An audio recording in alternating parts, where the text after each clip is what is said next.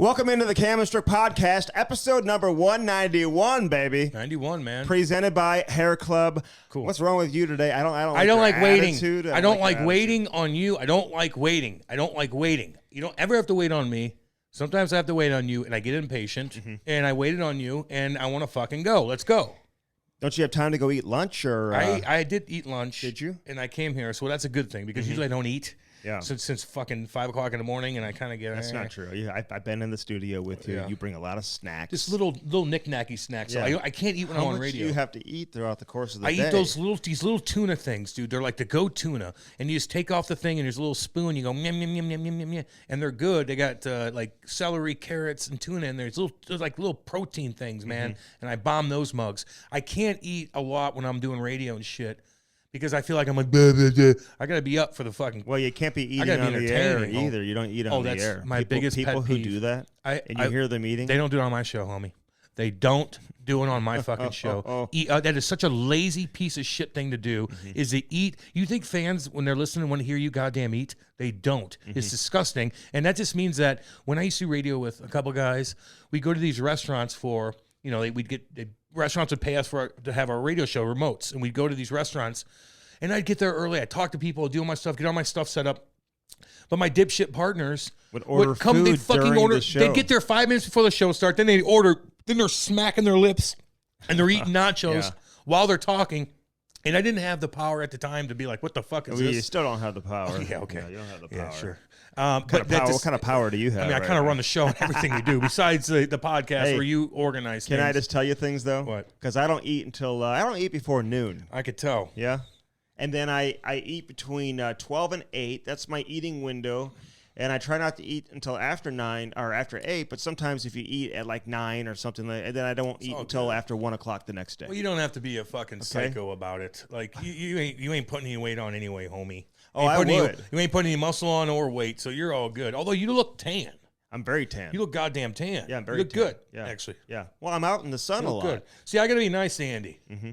Well, I've been golfing. No. I got to be golf, watching my kids play baseball, and being at the pool, dude. I'm outside a lot.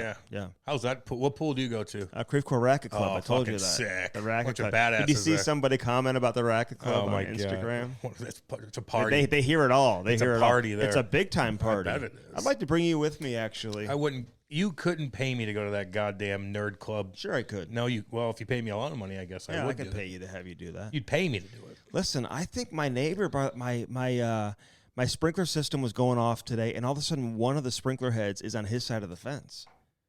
Like, I think he stole a sprinkler head and had it your neighbors suck. Inserted into, and so he's out of the country right now. He's going to be there for 3 weeks. Where, India? He is. It's not his ass. Well, no, he's a local dude, and he actually invited me to go with him. I'm considering to go with him next time. We know. I told you that. We've heard about this. It's a 28-hour plane ride, which I cannot do.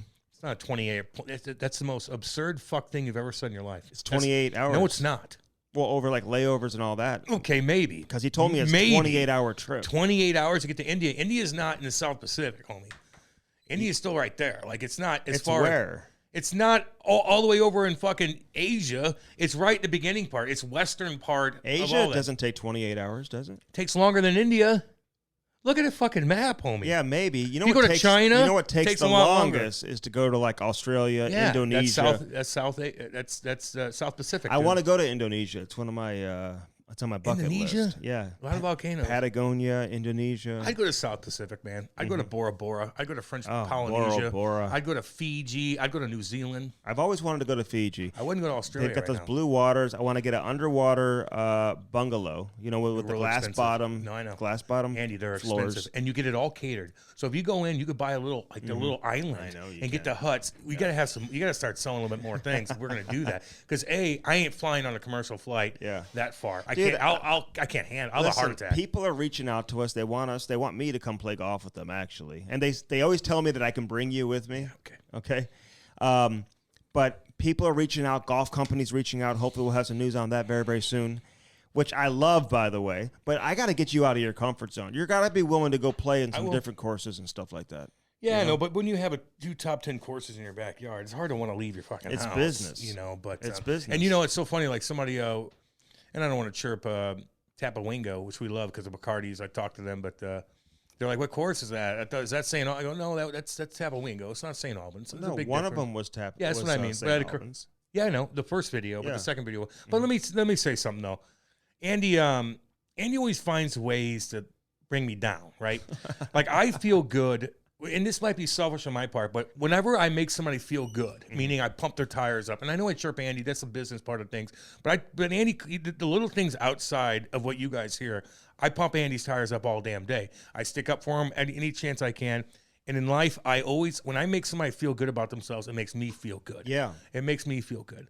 And so anytime there's somebody that says something negative about me, Andy will send it to me so fucking fast. No, I don't. But bullshit. That's not and true. if there's tons of stuff about Andy, I'll hide it from him because I don't want him to get rattled. I don't want to get rattled.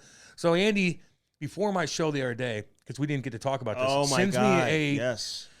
He said right before my radio show, I'm there 6:30 in the morning. I'm just about to go on for 3 hours. I just got the message. And so a guy sends Andy from Saskatchewan, who we love, but he sent Andy a little message that said, "Holy fuck, Cam's such a bully. He's a bully. This is ridiculous. He's bullying you around. What the fuck is he talking? 11 minutes of chirping your golf game. Your golf game, by the way. I'm making fun of your golf game, which, like, who gives a shit? But he's so down on you that, like, and I read that, and my heart sunk. No, I did, Andy. I swear, I'm like, I was so motherfucking rattled. I beat up motherfucking bullies, dude. I beat them up.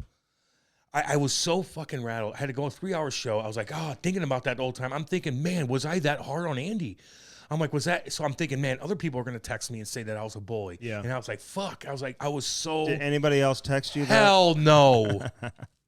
Well, one guy Not did. even close. One guy did. Not even close. But that one guy rattled the shit out of me. You guys can understand, like, this is a bit, like, Andy and I go back and forth, man. If anybody ever did anything to Andy or his family, I'd have an army go against whatever the fuck I need to do. I got shit kickers waiting to do me a favor. I'll never ask people favors. I do people favors. I never ask favors. I would support Andy till the day I die. But I'm going to make fun of him, okay? But I'm going to make fun of him. He brings it on himself. He's very, very cocky. I got to bring him down a notch. He chirps me left and right. So Andy, no matter what, is always a victim. Andy can make fun of me, and it's okay. But if I say one thing back, now I'm the bully. And that's just unacceptable. Well, I like what he said. And you know what? That was from the heart. It was. And he that's was feeling it. I know. And I think he really felt that way. I know. And he was being very sincere in his Was in I his that hard comments. on you that day? Well, I was sober, I too. thought you really crossed the... With crossed what? the line with some With of the what? stuff that you said. Like what? And the that fact you're that you- unathletic looking? What the fuck, Andy? Andy, what are you talking about? You did look unathletic looking in that. I went was dead on serious. and on and on. Maybe went a little too much. But as far as being a bully, dude, come on. Well, man. those are his words. That Don't tell me. fucked me Why are you telling up, me? dude? Say I'm a dick. That's fine. That still rattles me, but a bully? No, man. I beat up bullies, dude, and I did my whole life. So that fucking rattled me. Well, You're a victim. are you okay? I No, was a victim. Now I am, I guess, because no one else said anything. They're the complete opposite of that. But the one guy rattled me, and I just, I don't know. I don't like to hear that, man. So maybe I'll be a little nicer. I won't make funny anymore. It's all right. We'll see It's if we're all funny right. that way. Yeah, we'll see. We'll see. So You look good today. I always tell you look good. I always say your smile's good and You said stuff. you were going to be nice, Cam. So can we hear a little bit about that? Hi, everyone. How's everything going today? Wow, good things are good. Yes, good. Great. Hey, wow, you look good. Happiness everywhere. Lightning are good. The fuck? Is that the nice Cam? Man, I'm not doing it, dude. No? I can't. I've been waiting on you for 45 minutes now. I ain't in a good mood. Ty's at Chris Weidman's hockey school. That's the only reason why I'm not pissed. And I'm trying to get you to come out there to talk to the kids. You just told me about it yesterday. Yeah. Yeah. So I even told them that you may make and you know what Cam says? Oh, cool. I got my gear in the car. No. You don't have to go on the ice. Well, why wouldn't I want to go on Well, the you ice? can if you want to. Yeah, I want to go skate around with them. It's What do you want me to stand there and watch them? I don't want to go there. They bring them over to the bench and you say, "Hi, I'm Cam. I want to Great be on the job ice. today, I want to be kids." on the ice watching the kids do their thing. Let me put my goddamn skates on and let me go out there and stick hanging around with the kids. And, Well, see, you can't Or can I, or no? Well, no, you can do that, but it's like a real skills camp. So if you're there to help the kids, absolutely. Well, what do you think I'm going to do, Andy? Well, don't turn it into like a playground where everyone just kind of fucks around the whole time. You know, like you got to be like. So this is how, Andy. I know that. Dude. Okay. Yeah. I've been doing this my whole life. Bring your gear, text wide, just and bring say my I'm skates coming and my out. gloves. My skates and my gloves. I wear some Lulu pants. I go out there and tour around with the kids, dude. Perfect. Jesus Christ. What do you think I'm going to take over the whole ice? And they got a couple like D1 players out there. I saw one kid from Lake Superior State. It's cool, man. Give him a shout out. One kid from North Dakota. Alex Weidman, who's cool as shit. He's got a great career in coaching if he wants to do it, man. Yeah. Does a good job. Little Alex, man. I like him. And, of course, Chris Weidman. So it's cool for them to be on the ice with the NHL player. They got a bunch of NHL guys that are going to come out and do appearances throughout the course of the week. So we'll see if we can fit you in, Cam, and see if they have any interest in having you out there. I do want to give a shout out to my daddy. I know all you guys, happy Father's Day. I know people were saying, hey, that's not what they expected him to look like. Did you see that? Yeah, well, he's old and kind of decrepit well, now. you called him like a shit kicker and all this stuff. So I think people were expecting like 70 years old. 6'6", no, like big jacked, like no. you know. Well, he used to be. He's got the hose, the tar hose, and all that. They expected something different the way you set it up. Andy, he's his health problems, man. That's what happens. When he you looks get older. healthy as can be. Yeah, he's skinny now. Like he's been through a lot, you know. Like he's been through a lot. He was jacked when he was young. He's 70 years old now, dude. Like I didn't think I was gonna have him around. 70 yet? Yeah, he's 69. So he's getting to 70 years old. Mm-hmm. But he had a scare 3. When I got inducted to the Amateur Hockey Hall of Fame, people came up to me. He looked so bad then, man. Really? He had to get surgery. His liver was going out because he drank so much. People come up to you and say that? Yes, they're like, your dad doesn't look good. And I never noticed it. Who would say that? A couple people. And I don't blame them because they love him. Everybody loves my dad. They love my mom and dad. They just do, especially in the hockey world. Mm-hmm. And then 3 years ago, I remember, because I don't notice it because I was living next to him and I see him every day. And I didn't notice that he was, you know, he looked yellow. And, God, it was so bad. I thought we were going to lose him. And he came out of that, and now he's like fucking got energy out the wazoo. He's doing his thing. He came over to my house with Is my mom he a golfer? Or? What do you think? Hell no. Is he a golfer? Come on. Is your mom a golfer? Hell no, dude. We didn't grow up like that. No? We didn't know well, golf. You did ski trips and stuff like that. We did one ski trip to Breckenridge, and it cost him out the ass. Like, that doesn't mean you're wealthy, dude. They spend money on us. Okay. But I did say that he's fucking OG of hockey dads in St. Louis. I don't know if that's accurate. That's a stupid thing on your part. And let me explain what I mean by that. All you guys are like, well, what do you mean? I had coaches back in the 70s. Well, your kid didn't make it. Well, your kid. So that makes him the OG? I'm right. Yes, it does, Andy. Absolutely. He would never. This is me talking. This is not my mom and dad. They're so humble. They don't even invite them if they win an award somewhere because they ain't leaving their house. This is me talking. My dad's the OG hockey dad. He found a way with no help, living out in House Springs, an hour from any rink, basically.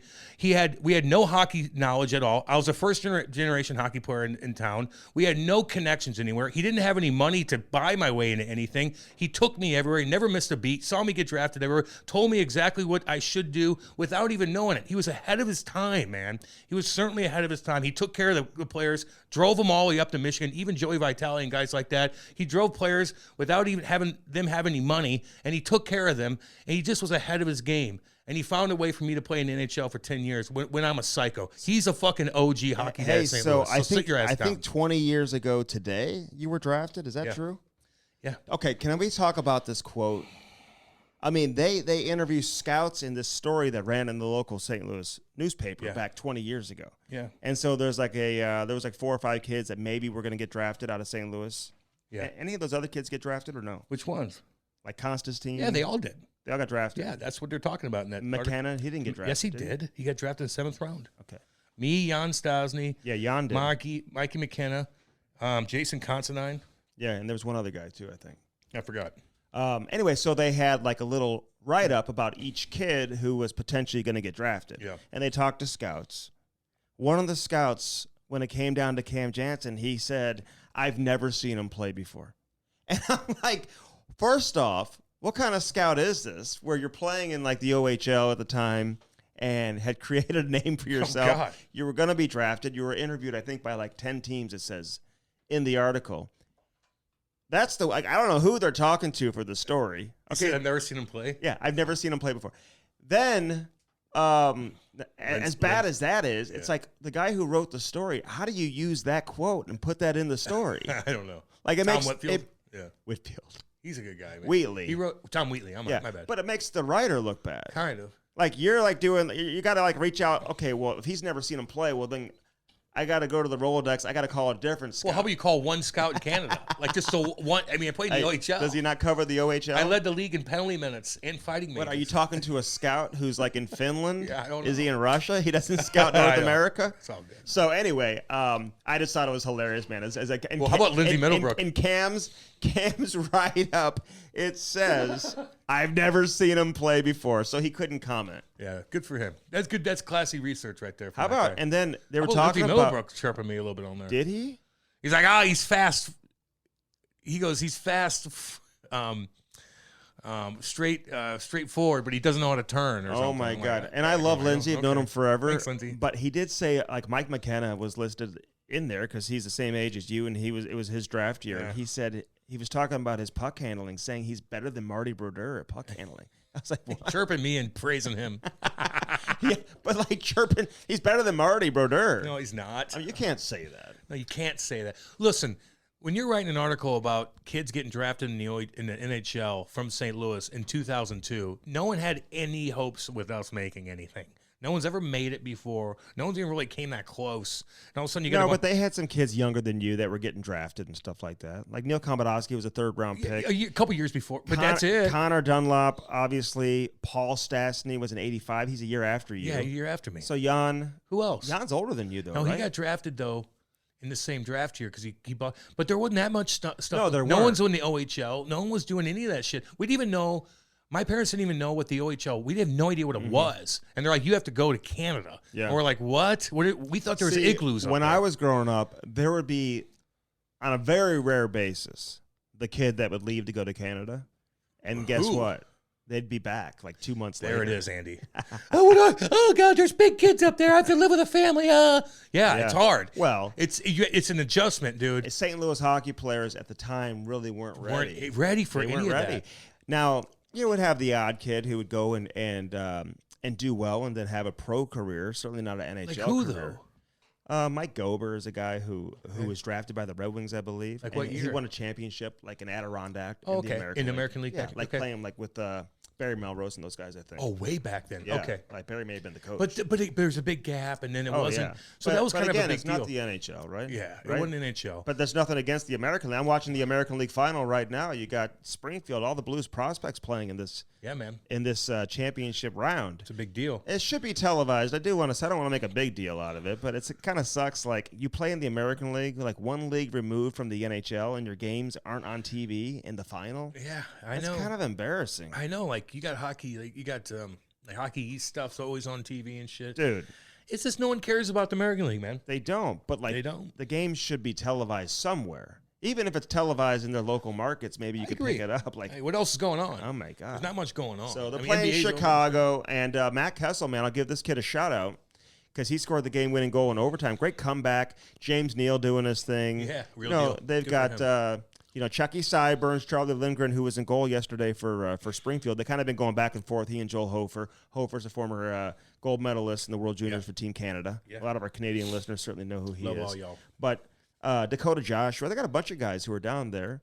Callie Dakota Rosen. Joshua needs to figure some things out. He made a nice play on the game-tying goal from below the goal line. I'm saying up in the NHL. Yeah. He needs to find his groove. But the problem is, Cam, they want these guys to all of a sudden who are big. In today's game, they're asking them to do things that they've never really done before. Like, we got Austin Watson coming on this edition of the Cam Strick podcast. Man, this guy never fought in junior, never fought in the minors, and he gets to the NHL. He's like, they got to, like, reestablish who they are and their identity as a player. Ryan Reeves went through the same thing.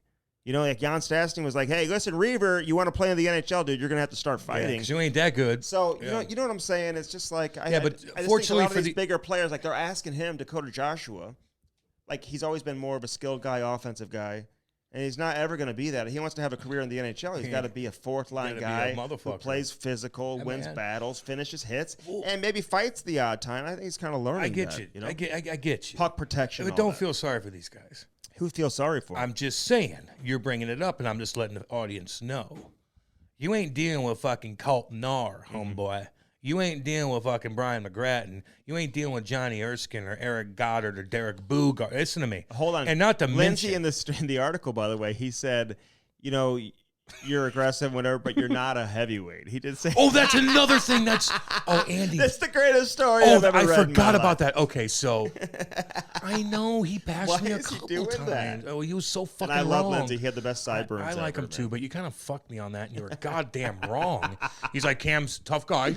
Well, he's not tough. Not a heavyweight. He's not going to be tough enough to be a heavyweight, and you won't be able to do it in the NHL. You led the OHL in penalty minutes. Oh, that smashing year. Cats. Well, a lot of 10-minute misconducts, probably. No, they weren't. I didn't get 10 minutes. Come on. Brian McGrattan did that. He'll admit it. Did he? Yeah, because he wanted to beat me in 04 during the lockout year. Were you taking like stupid penalties ever though? No, because in the NHL, I will say this. I remember saying this about Cam when I covered you as a player. It's like you never really hurt your team. Never. You'd fight. Yeah, I'd hit guys and take a like penalty. He'd come in like a psychopath at the end of every whistle. Every whistle like turned into like an event. Like you had to like turn it into a scrum every time. You know. I know, but I did it the right way. Yeah, I did it the right way. And but then if you they weren't said no, taking like hooking penalties, tripping penalties, roughing penalties. So at least the coach could trust you that you're going to at least leave it 5-on-5, or if you take a penalty, you're taking somebody with you. Yeah, I never did that. And I would get, and they'd be, Camera, stop. And I'd be, okay, I got you, baby. And I didn't chirp guys, but I'd get in their face like, look, what are you going to do? What are you going to do?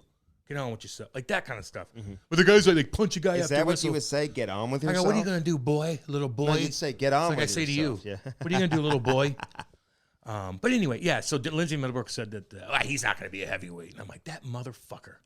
I like him, but I was like, damn, I'll show you. Like, I don't care, you know. Like, I'll fight the guys that are 6'5". Did you see that article? Was that like bulletin board material for you? I mean, I thought it was pretty cool. Hanging in your Eureka? They did a bunch of articles. Your Eureka house? Yeah, I got some things. In the kitchen. Hey, listen, this is what they said about you. You got to go out there and prove them wrong. Yeah, that's what you do, man. That's what you do. But not a heavyweight. Not a heavyweight. Like, you motherfucker. Well, the other scout says he's never even seen him play. He can't turn right. That's what. Hey, listen, all the aspiring writers out there, man, you just got to hear me out. Yeah. Like, you can't put that in the article. I don't blame them. No, you got to go find somebody who has seen him. You know, don't just settle and be like, all right, talk to somebody who's never seen him. I mean, I'm literally in Windsor. Like, you're chanting my name and I fucking fight. We'll roll with that. I know. It's all good, man. Hey, who else interviewed you? Oh, a lot of teams. I did Rangers. They asked me. The Rangers are real weird. I remember this vividly. The other scout in the article, I will say this. He said New Jersey's high on him. So I guess the word was out. Oh, well, they had Marcel Pronovo at the Windsor games all the time. Great Marcel Pronovo, who would talk to my parents, talk to Scotty Norton. I gotta give Scotty Norton a shout out. He was my old agent. Yeah. Man, I love Kevin Magnuson, Keith Magnuson's son, who's my agent. But I should never have fired. Scott Norton has been with me since I was 13 years old.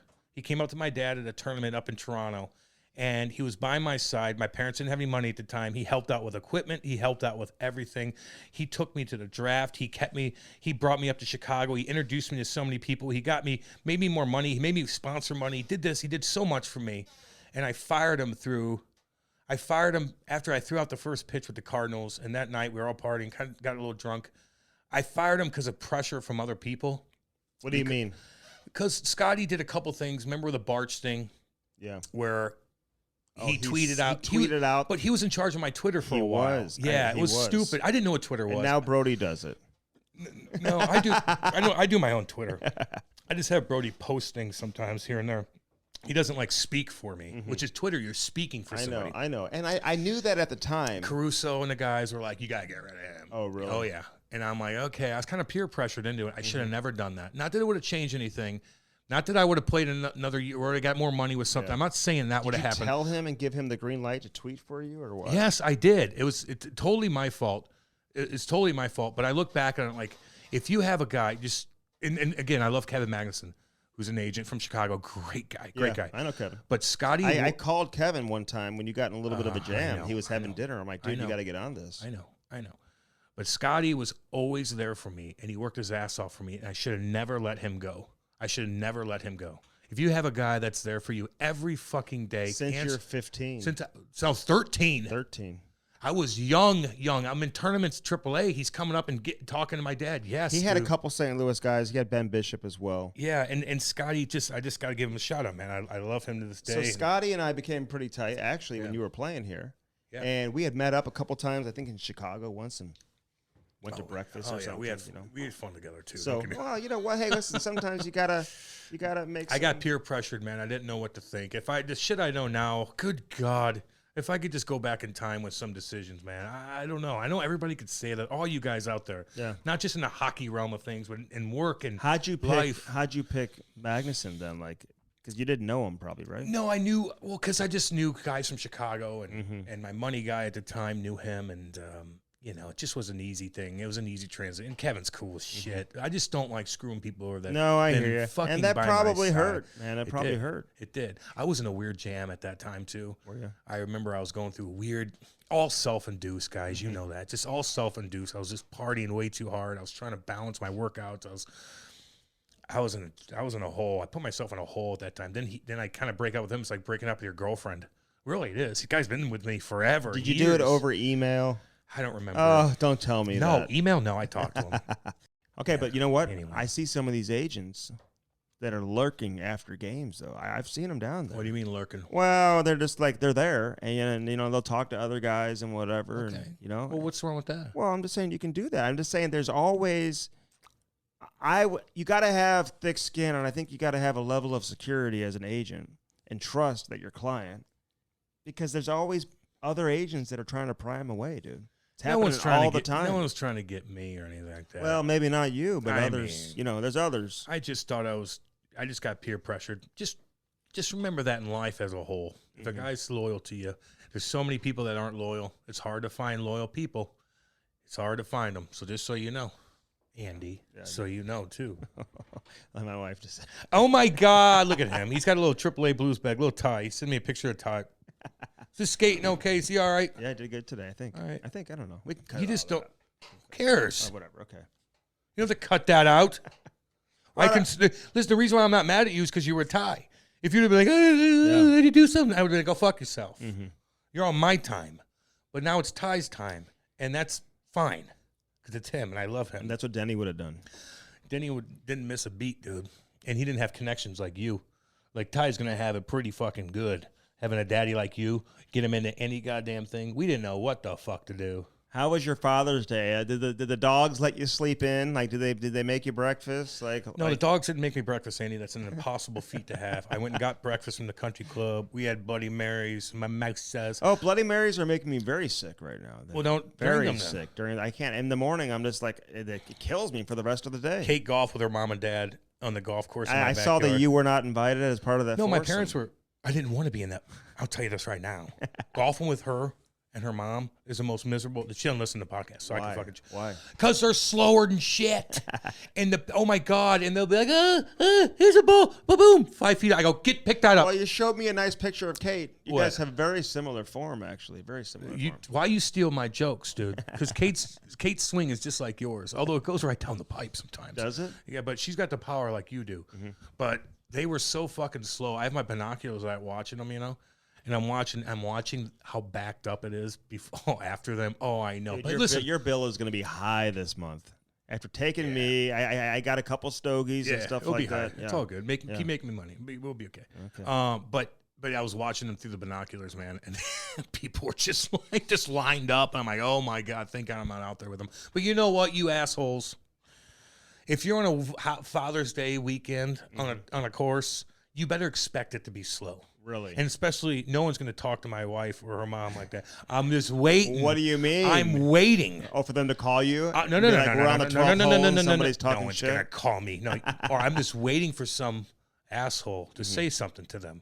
I'm just waiting. What are you going to do about it? Well, I'm just going to be like, just if somebody was a dick to Kate, never happened. No one said a one thing. Would you be like, who said that? No, but I would have been like, let me look real quick.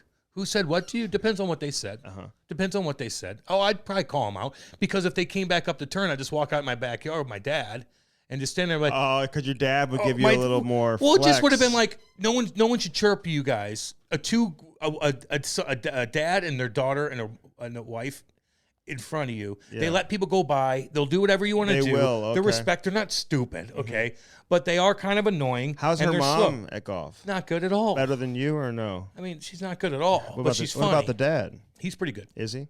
Yeah, he's pretty good. But I just was wondering if anybody's going to be a dick to him. Not even close. Cam, one thing I've been doing since we played a couple of rounds, and again, working out, hopefully? I was invited to a couple of courses looking to bring you with me, actually. Man, I pick and choose. I'm not a yes man like you. I asked everybody what their handicap is. I mean, everybody seems to know what their handicap is. Well, yeah, because they play all the time. Yours is about a 20. Clayton Keller apparently is a plus handicap. Yeah, he's probably a +3. He plays like people who are ranked #1 in the world, and he like plays for money against these guys. Yeah, and he probably gets 3 shots every 9 or 3 shots every 18.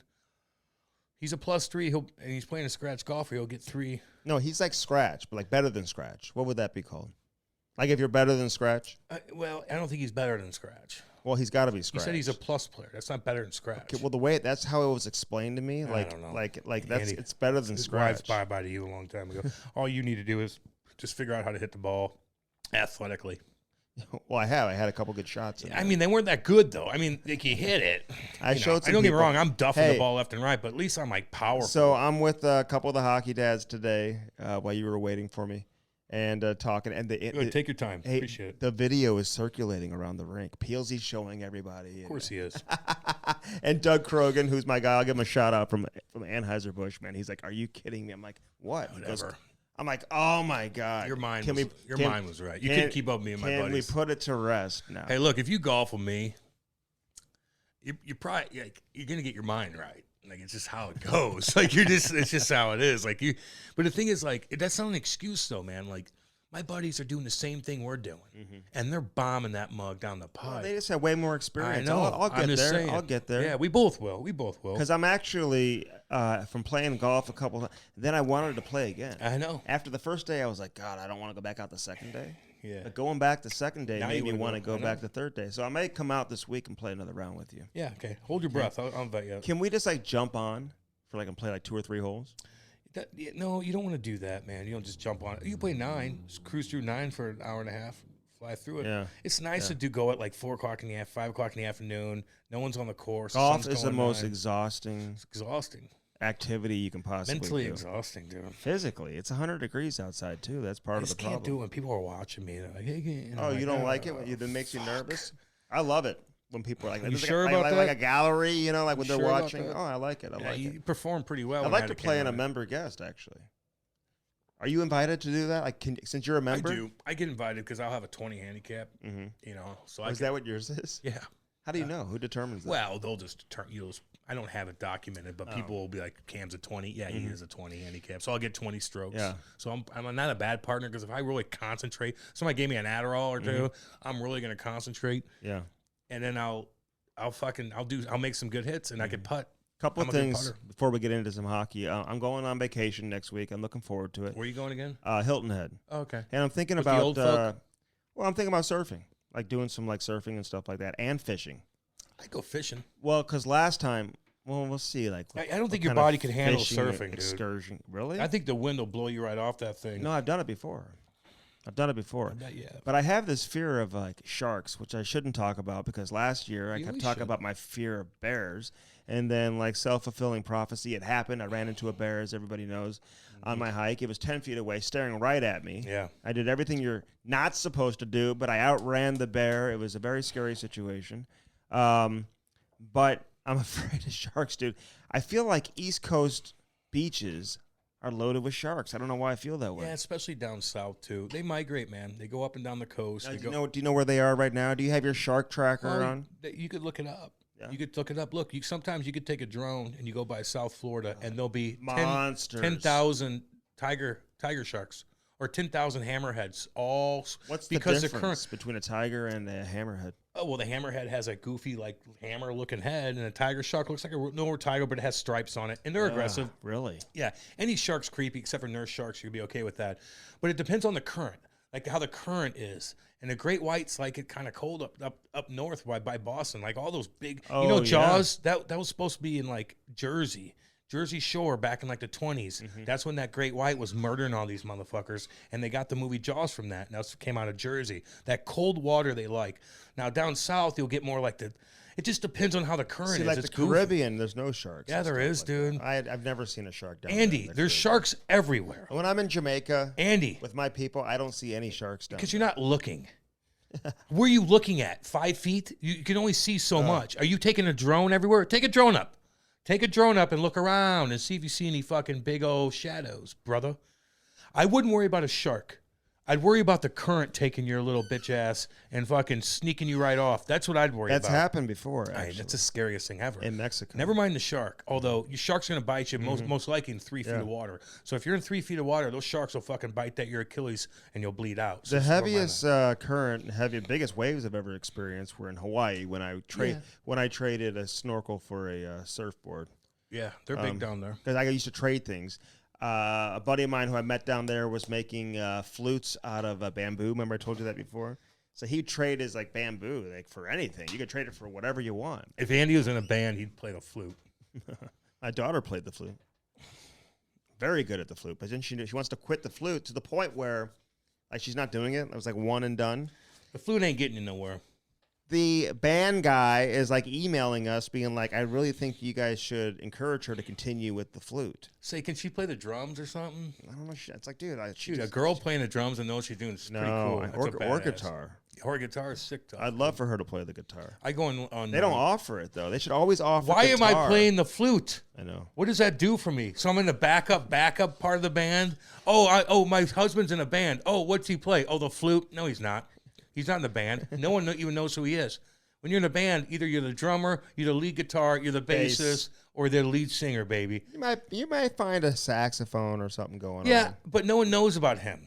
You know, no one knows about it. Unless you're 6'4", like the dude on Dave Matthews that's playing that thing. Like that's a different story. That guy's popular. He's in all the music videos, but he's a big African American dude that sticks out like a sore thumb. You know what I mean? Yeah. But Andy, like if you're playing the flute, no one gives a fuck about you. You can't do anything with that. You're done. You're done. There's no career. Hey, I'd play the harmonica though.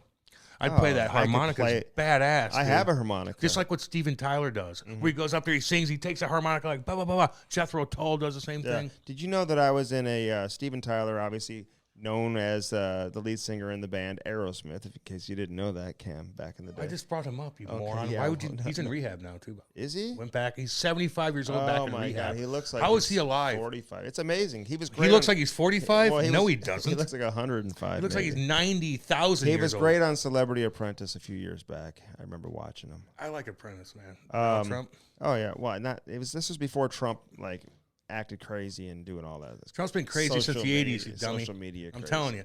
Trump's been crazy since the 80s. Well, so I was in a Aerosmith video is what I'm getting at. Like back when I was when I was 18, they had a new song that came out. I forgot the name of it. Crazy?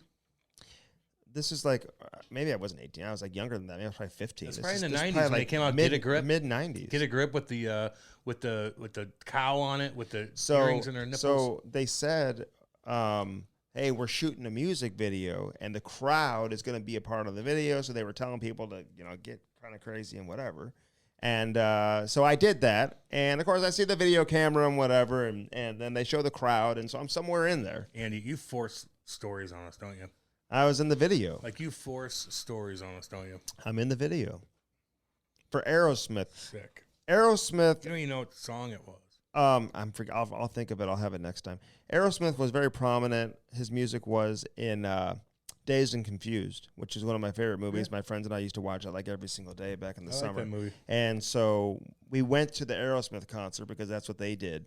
In Dazed and Confused, they were going to the Aerosmith show during the summer of like '76 or whatever that was back then. Everyone out of that movie. Any other stories you got? Everyone out of that movie became very famous. Not everybody. Most people. Matthew McConaughey, and that's about it. No, and who's dating J-Lo right now? I don't know. Yeah, the guy from Boston, Matt Damon's buddy. Ben Affleck? Ben Affleck. Okay, who else? Dude, all the female actresses in there, too, became very famous. Who are they? I don't know them. Look up the cast. That's what I saw. You see, Look you can't... Dude, you're reaching for stories. No, I'm not, dude. Look up the cast. They're all became super successful Hollywood actresses and actors. That movie was pretty good, though. I'm not going to lie to you. Among the greatest movies of all time. What did I watch over the week? Man, there's just not that much shit going on, man. I'm trying to, Kate and I are just, so gassed. We go golf, we're so gassed. We'll put on something. I did watch Glory the other day. 90s movie about the Civil War. Oh, it's yeah? good. It's sad. Denzel Washington, Matthew Broderick, who I think is such a fucking geek, but he was great in this movie. It's good. It's this good old 90s movie that just it doesn't age, right? It's just a good historical movie. I love that stuff. I watch John Adams. I watch, man, there's not that much shit going down. Do you have any other actors and actresses from Dazed and Confused? Yeah, I mean, we got a lot of them. A lot of the female actresses are some of the biggest names in Hollywood right now. Dude. Who else we got? Who's that? See, who the fuck's that? No. Yeah, dude. She ain't nothing. What's she do now? I don't know. Yeah, give me some more. That's why you're reaching for something here, dude. There's a bunch, dude. I mean, look at this. Jason London, don't know who that is. Keep going, homie. This is Dazed and Confused. Joey Lauren Adams, Dina Martin. What? Who? What? Renee Zellweger. She was in that. She was a biatch. She looked good in that, dude. Michelle Burke. She had those tight little bell bottoms on. Yeah. Girls look sexy. Yeah, that's what I'm telling you, dude. Man, the 70s, late 70s. Catherine Avril Morris. Christine Harnos. The 70s were my dad's high school era, my mom and dad's high school era. And my dad's like, it's such a... Now, the economy was shitty. Carter years and all that in the U.S. The industrial fucking decline out east and stuff like that. The 70s were... In the 70s, Time magazine came out and thought that the world was going to freeze over. There's going to be another ice age. And nobody thought that. Oh, in the 70s? In the 70s, They were thinking that? Yeah, that it was going to be another ice age, which...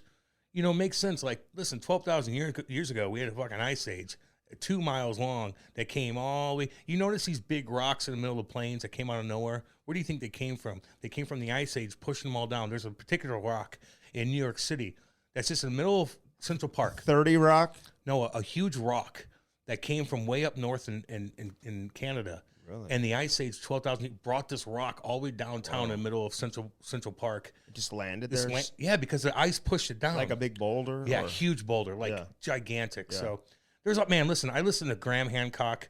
I listen to all these guys that talk about lost civilization and stuff like that. Do you believe in the conspiracy theorists that always have like predictions? Not even conspiracy theorists, but they predict things are going to happen, massive earthquakes, that the world is going to end. Well, I've been through a couple of those, Andy, where people have, like, you got to get like all your stuff together, your survival kit. People can predict earthquakes, dude.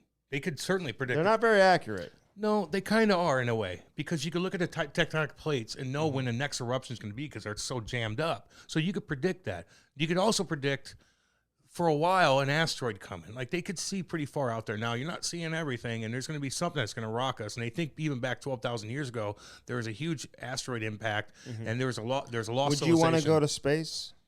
No, I want to go back in time and see how things happened. You can't do that. No, you can eventually, I bet. I bet you eventually they... What? Andy, 100 years ago... You really believe that you're going to be able to go back in time? I believe they're going to be able to, scientifically and computerized, find ways to look and go back in time and look through DNA cells.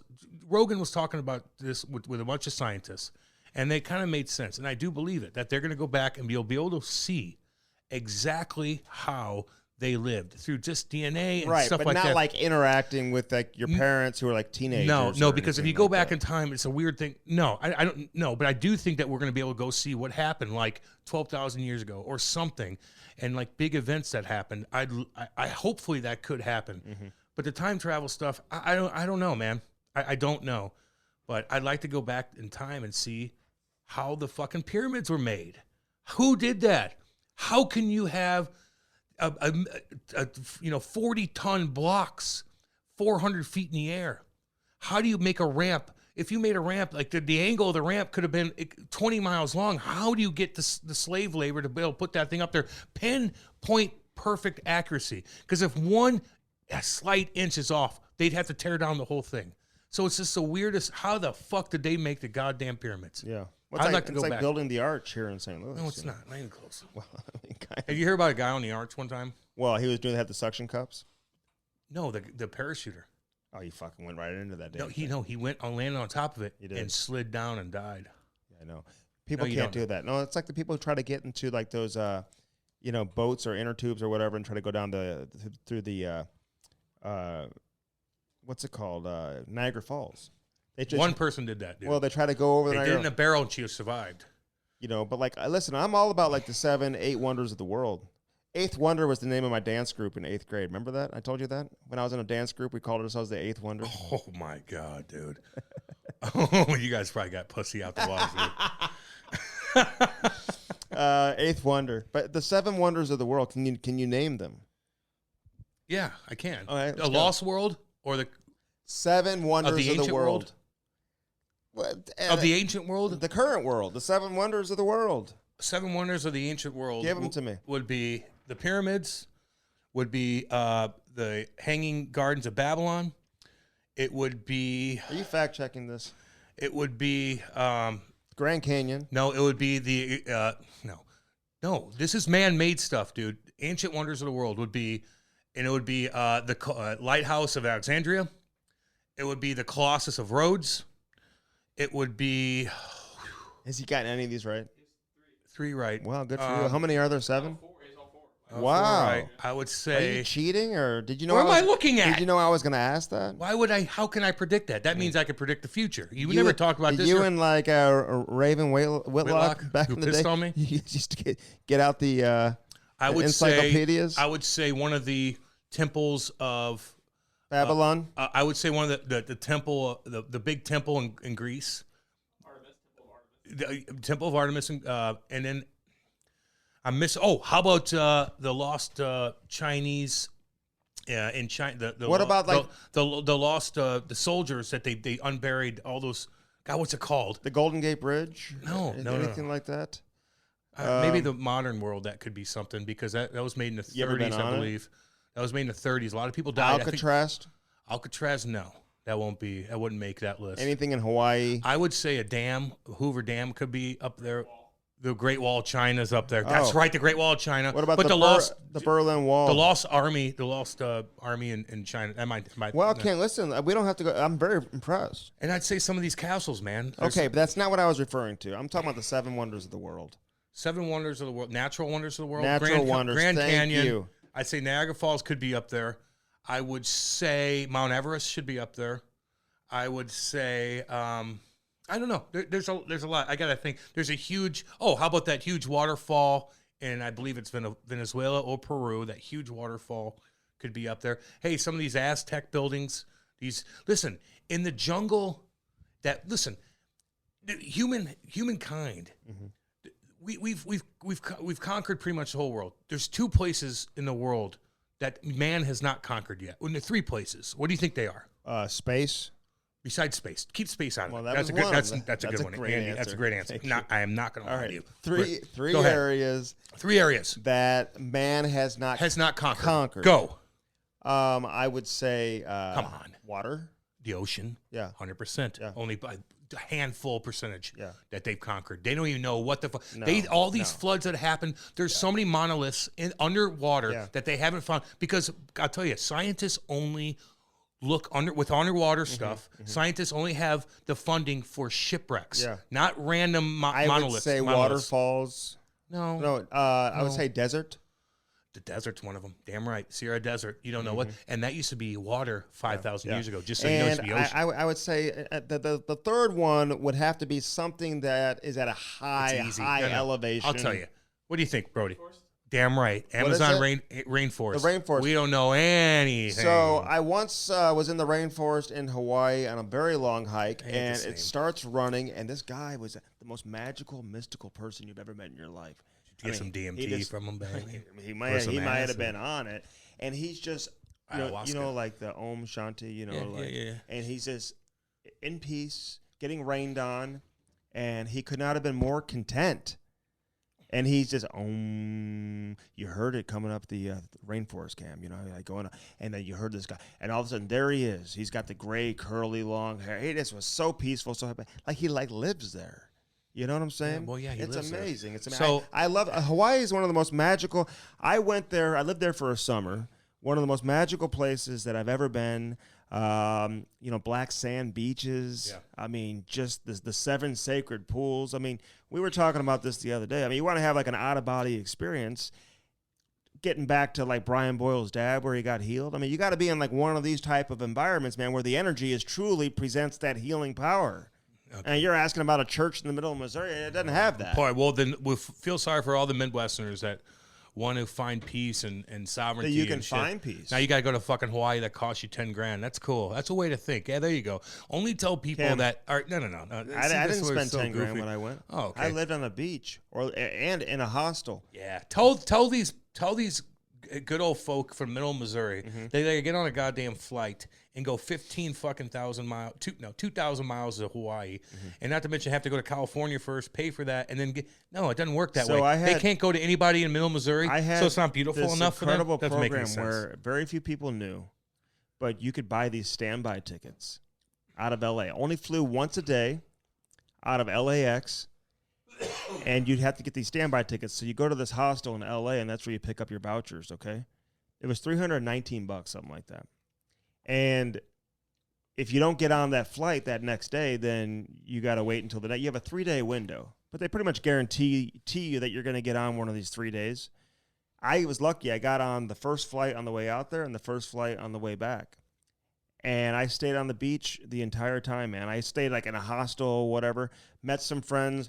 This girl who went to University of Virginia, her grandfather, she's like an heiress of like the Blue Diamond almonds. I mean, so she had an amazing. I'm sure she was all over you. Amazing place, and you just live on the beach. I worked at a juice bar where you could make the choice, Cam. You either get paid $50 a day, or you eat for free. So some days I'd eat, some days I'd take the cash. Terrible. Yeah. You know, so and you trade around the island. I love the island life, man. If there's one spot I could live in, I could totally survive and be content, man. Yeah. Is on the island. Lake life, island life, beach life. I get you on that. Even mountain life, I like too, man. Yeah, but anything it's a little different. tougher, you know. Like They're all tough. They're all tough to deal with. Like, you got to know the ocean, you got to know the mountains, you got to know the different predators. But like the elements of weather and stuff like that in the mountains. Anyway, the Amazon jungle is another one, and then of course Antarctica is another one. Very, very proud of you that you knew these things, Ken. Yeah, I'm not surprised though. I don't have kids, man. I look up stuff all day. I got to host a show for 3 hours a day. I hate sports sometimes. Sports so fucking. Did you boring. when you were a kid? Were you a big sports fan? No. Like, did you collect baseball cards? Hockey cards. I was a huge hockey fan. Obviously, hockey was everything. But I didn't give a shit about football. I didn't give a shit about baseball. I didn't give a fuck about soccer. Soccer I thought was softer than shit. And how do you look at it now? I like women's soccer is better than men's. But the St. Louis Skin soccer team, so I'll support them, man. I'll go hang out with the guys. I know this girl. I met her the other day from the Canadian Soccer National Program. She's living here in St. Louis, so she's very, very good at soccer. I bet she is. Yeah. Although they probably will lose to the 15 and under team from Australia. Why, Australia? They've got good women's soccer. No, it's so funny. Like the women's team, the top Australians team, they were like ranked 4th in the world in women's soccer. Played the under 15 U.S. fucking dinky team, and they beat them 7-0. Oh my God. Hey, so Steph Curry, dude. Yeah. So Steph. What about him? Steph Curry, best basketball player in the world right now. Give me a beer, please, bro. His parents were like front and center in his previous championships. They're in the crowd. They're wearing the Curry gear. They're celebrating. They're cheering and all this stuff. Now they're divorced. And the dad was with his girlfriend during the final, and the mom was with her boyfriend during the final. People looked into it, and the dad's girlfriend used to be married to the mom's boyfriend. It's fucked up. Like, what is going on here? Like, could you ever imagine yourself in that scenario, that situation? Like, how do you get that comfortable with your friends where you just start like... Andy, I don't know. Here's the last thing you want when you're an athlete. Your wife to be loud on Twitter. You got to settle her ass down. Your daughter. How do you handle that? You tell her to fuck off like a man. That sounds kind of aggressive. You say, I don't know if you can do woman, don't tweet anymore. You can't say that. Yeah, you do. You, you say, no. You're embarrassing me. Well, Rex Chapman's going to call you out on but that shit one. About that nerd. I go, you don't have your wife tweet about fucking shit. You just don't do it. If she wants to be cute and funny, that's fine. But if she's like talking about different things and stuff, you put your foot down on that. Your mom, if she's loud in the stands, you put your foot. Your dad, he's loud in the stands. You put your foot. Your brother, Jackson Mahomes, if he's loud in the stands, you put your fucking foot. Any family member, it's on you as a player to put your goddamn foot down. Unless it's Brady, then it's acceptable and it's okay. He was kind of goofy too, dude. I'm not gonna lie to you. Jackson Mahomes. I can do a TikTok dance. Look at me. Fucking nerd. Then he's a victim, of course. He's like you, Andy. He's like, somebody's making. I'm the victim now. No, you're dancing on a number that is retired. I on the was field. a victim. I was absolutely to me? a victim. Yeah, from when you were bullying. You were bullying me. You're always a victim. And I'm getting. Hey, listen, I appreciate those from Saskatchewan. My people, and he is sticking up for me. I didn't mean what he's doing. I don't want to be a bully. Okay, so how do you start like dating your friends? How does that happen? Andy, I don't do it. Like I can understand why the couple were like, okay, yeah, I'd much rather be with like Seth Curry's mom than you, you know, or maybe because like whatever, they're gonna go into a whole different lifestyle. But for the married couple, the Currys, I just don't get it. And I don't understand why they would do that. I think it's embarrassing. It is kind of embarrassing. All right, let's get into a few things here. Austin Watson, by the way, coming up on this edition. People are going to love this. We love Austin Watson. We wanted to have him on for quite some time, get his story, you know, and hear it from him, man. Like, what's the truth? What are the facts? And what has he been able to do to rehabilitate his reputation, man, and get himself clean? He's sober. 3 years plus, man. His wife is sober, and he's having a healthy NHL career right now, you know? He's doing good. I don't understand why there's this sense of, like, surprise in the hockey world that, like, Colorado is winning 2-0 in the series. Have people not watched? Like, listen, a lot of people focus on the Maple Leafs, like, too much, and the Canadian teams, and the Eastern Conference in general. Like, did you not know that Colorado was hands down – it wasn't even close. The best team in the league all season long. Them in Florida, really. Not even close, dude. They got talked about because they're putting up record numbers. But everybody's like, oh, my God, what is that? Like, what? Like, this team is unbelievable. Well, they still haven't done anything yet. So it's like they still have to do something. And I know, and we're recording this, and tonight is Game 3, so things can certainly change. But, you know, I love Andrei Vasilevsky, and the entire team is – I mean, they need to help him, right? The entire team needs to get better. Oh, they were so bad, Andy. So bad. They were so slow. So I understand, like, when people say, well, it's not just on the goalie. Well, no, it's not. And this is going out before they play tonight, by the way, too. So they could win 10-0 tonight. I don't know. They could. I'm just going after the 7-0 game. Yeah. That was the biggest blowout I've ever seen in my life. But I'm reading and I'm watching a lot of analysis, and everyone's kind of like saying, hey, it's not Vasilevsky's fault. Well, I get that, but he's part of it. He's got to be better. He's been bad, too. He's been bad. Like, first 2 goals are terrible. Like, I'm really putting him in the category as the greatest goaltender in NHL. I don't remember, like, Marty Brodeur losing, like, 7-0 in a Stanley Cup final game, or Patrick Waugh losing 7-0 in a Stanley. Can we just analyze it for what it is? Like, he's got to be better to give them a chance. If he continues to play at the level he's at right now, they've got 0 chance, and they may not have a chance anyway. They might not. Don't ever count Tampa out. I would never. They got shit stomped. Even Mark Messier, who we love, by the way, came on the show a couple podcasts ago. Check that one out. But he's like, that's the most dominant performance I've ever seen in my life. Ever seen.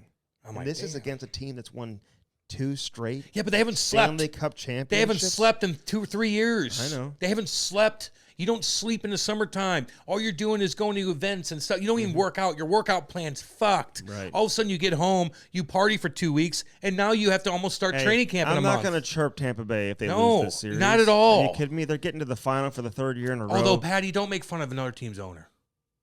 No. I'm dead serious. You didn't like that? No. Fuck Stan Kroenke, fine. Well, he took the Rams away. I don't give a. Look what he's doing now. He's king dick of the world. So, no, there's a reason for why he did that. But you're like, I hate Stan Kroenke. You don't give a shit. Were you a big Rams fan, really, Patty? I think he was. Oh, I bet. So we'll see. They're feeding. We'll see what happens tonight. Burakovsky, he may not play. He might not play either, though.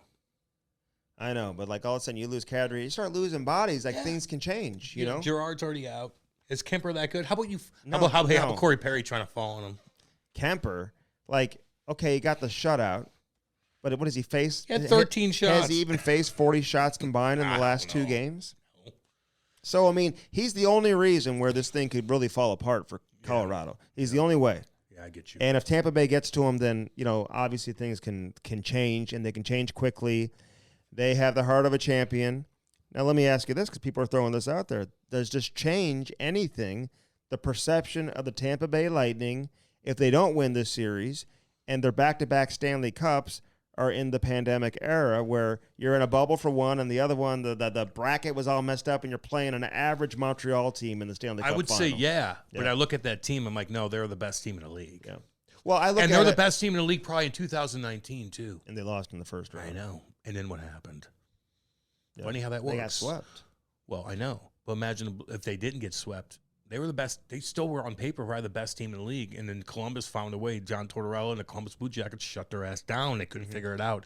But thank God for the Blues, because maybe they would have been more difficult to figure it out. Oh, they beat it pretty good. Boston was pretty damn good then. Boston was good. You're right. I'm not Really taking anything good. away from the Blues in that. I'm just letting you know that if it was any other team that won, I'd be like, fuck that. But it was Tampa. And I'm like, no, you shit stomped who you needed to shit stomp. You were the best team in the league. I'm giving you the credit on that. Yeah, okay. That's how I look at it. So I give them credit because even if it was a traditional format, there's a good chance that they're the champion. That's anyway. how I look. But yeah, still, but you're playing against Montreal. I put an asterisk in that.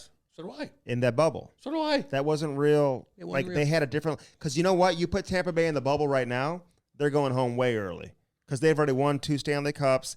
And the motivation to win another one wouldn't be as strong as it was when they first went there. Just like it wasn't strong for St. Louis and Boston and Washington because they had won cups recently and they just didn't really care to be there. No one wanted to be in that. But if you hadn't won before, like Dallas, for example, or Tampa Bay, they had motivation to try to stick it out and win. You know what I'm saying? Yeah. We'll see what happens tonight, man. So let me say this. So Tampa Bay, I think they'd have to win this, though, to quiet some of those critics because it's going to be out there. People are going to say, hey, they never won in a traditional format. They won in the pandemic era. The goofy pandemic era, yeah. I get you. Because like the bubble, we chirped the bubble before the bubble even started. Yeah. That was one of the dumbest things we've ever seen. All right, real quick, though, before we get into Austin Watson, Waddy, they call him, by the way. How about Doc Emmerich calling out ESPN? Well, no shit. How can you not call them out? They're fucking goofy all year long. Their broadcast teams, whatever.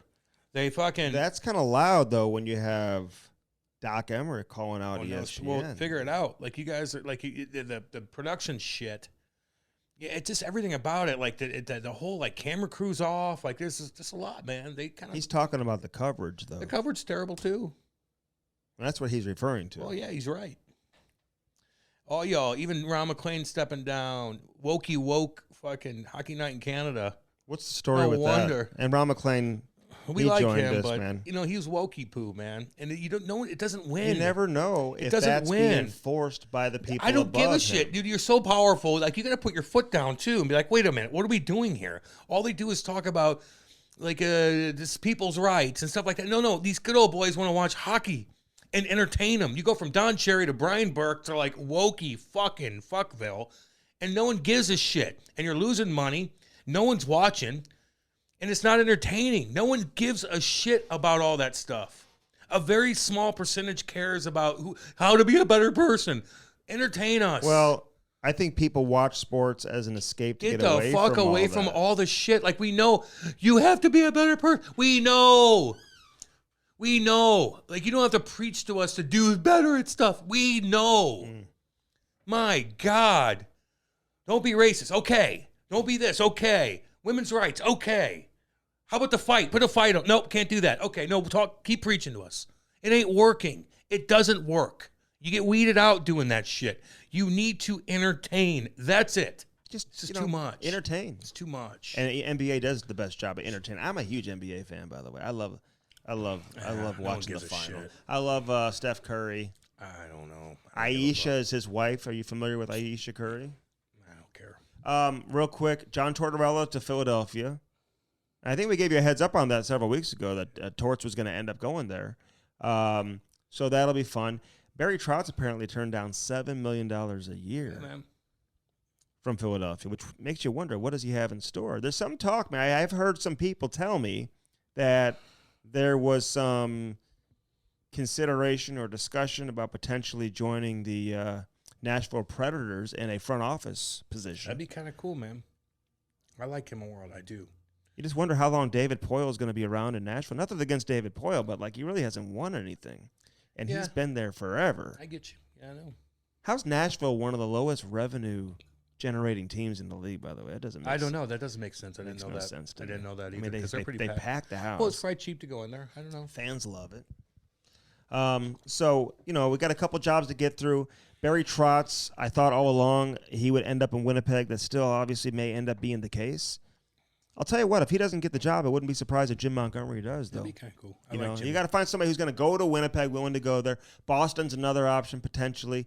Apparently Don Sweeney and Jim Montgomery have some type of connection, so we'll see what happens, man. I find it hard to believe, though, if Boston's going to make this move as late as they did with their head coach, that they didn't automatically have another coach in mind that they felt like they were going to go and get.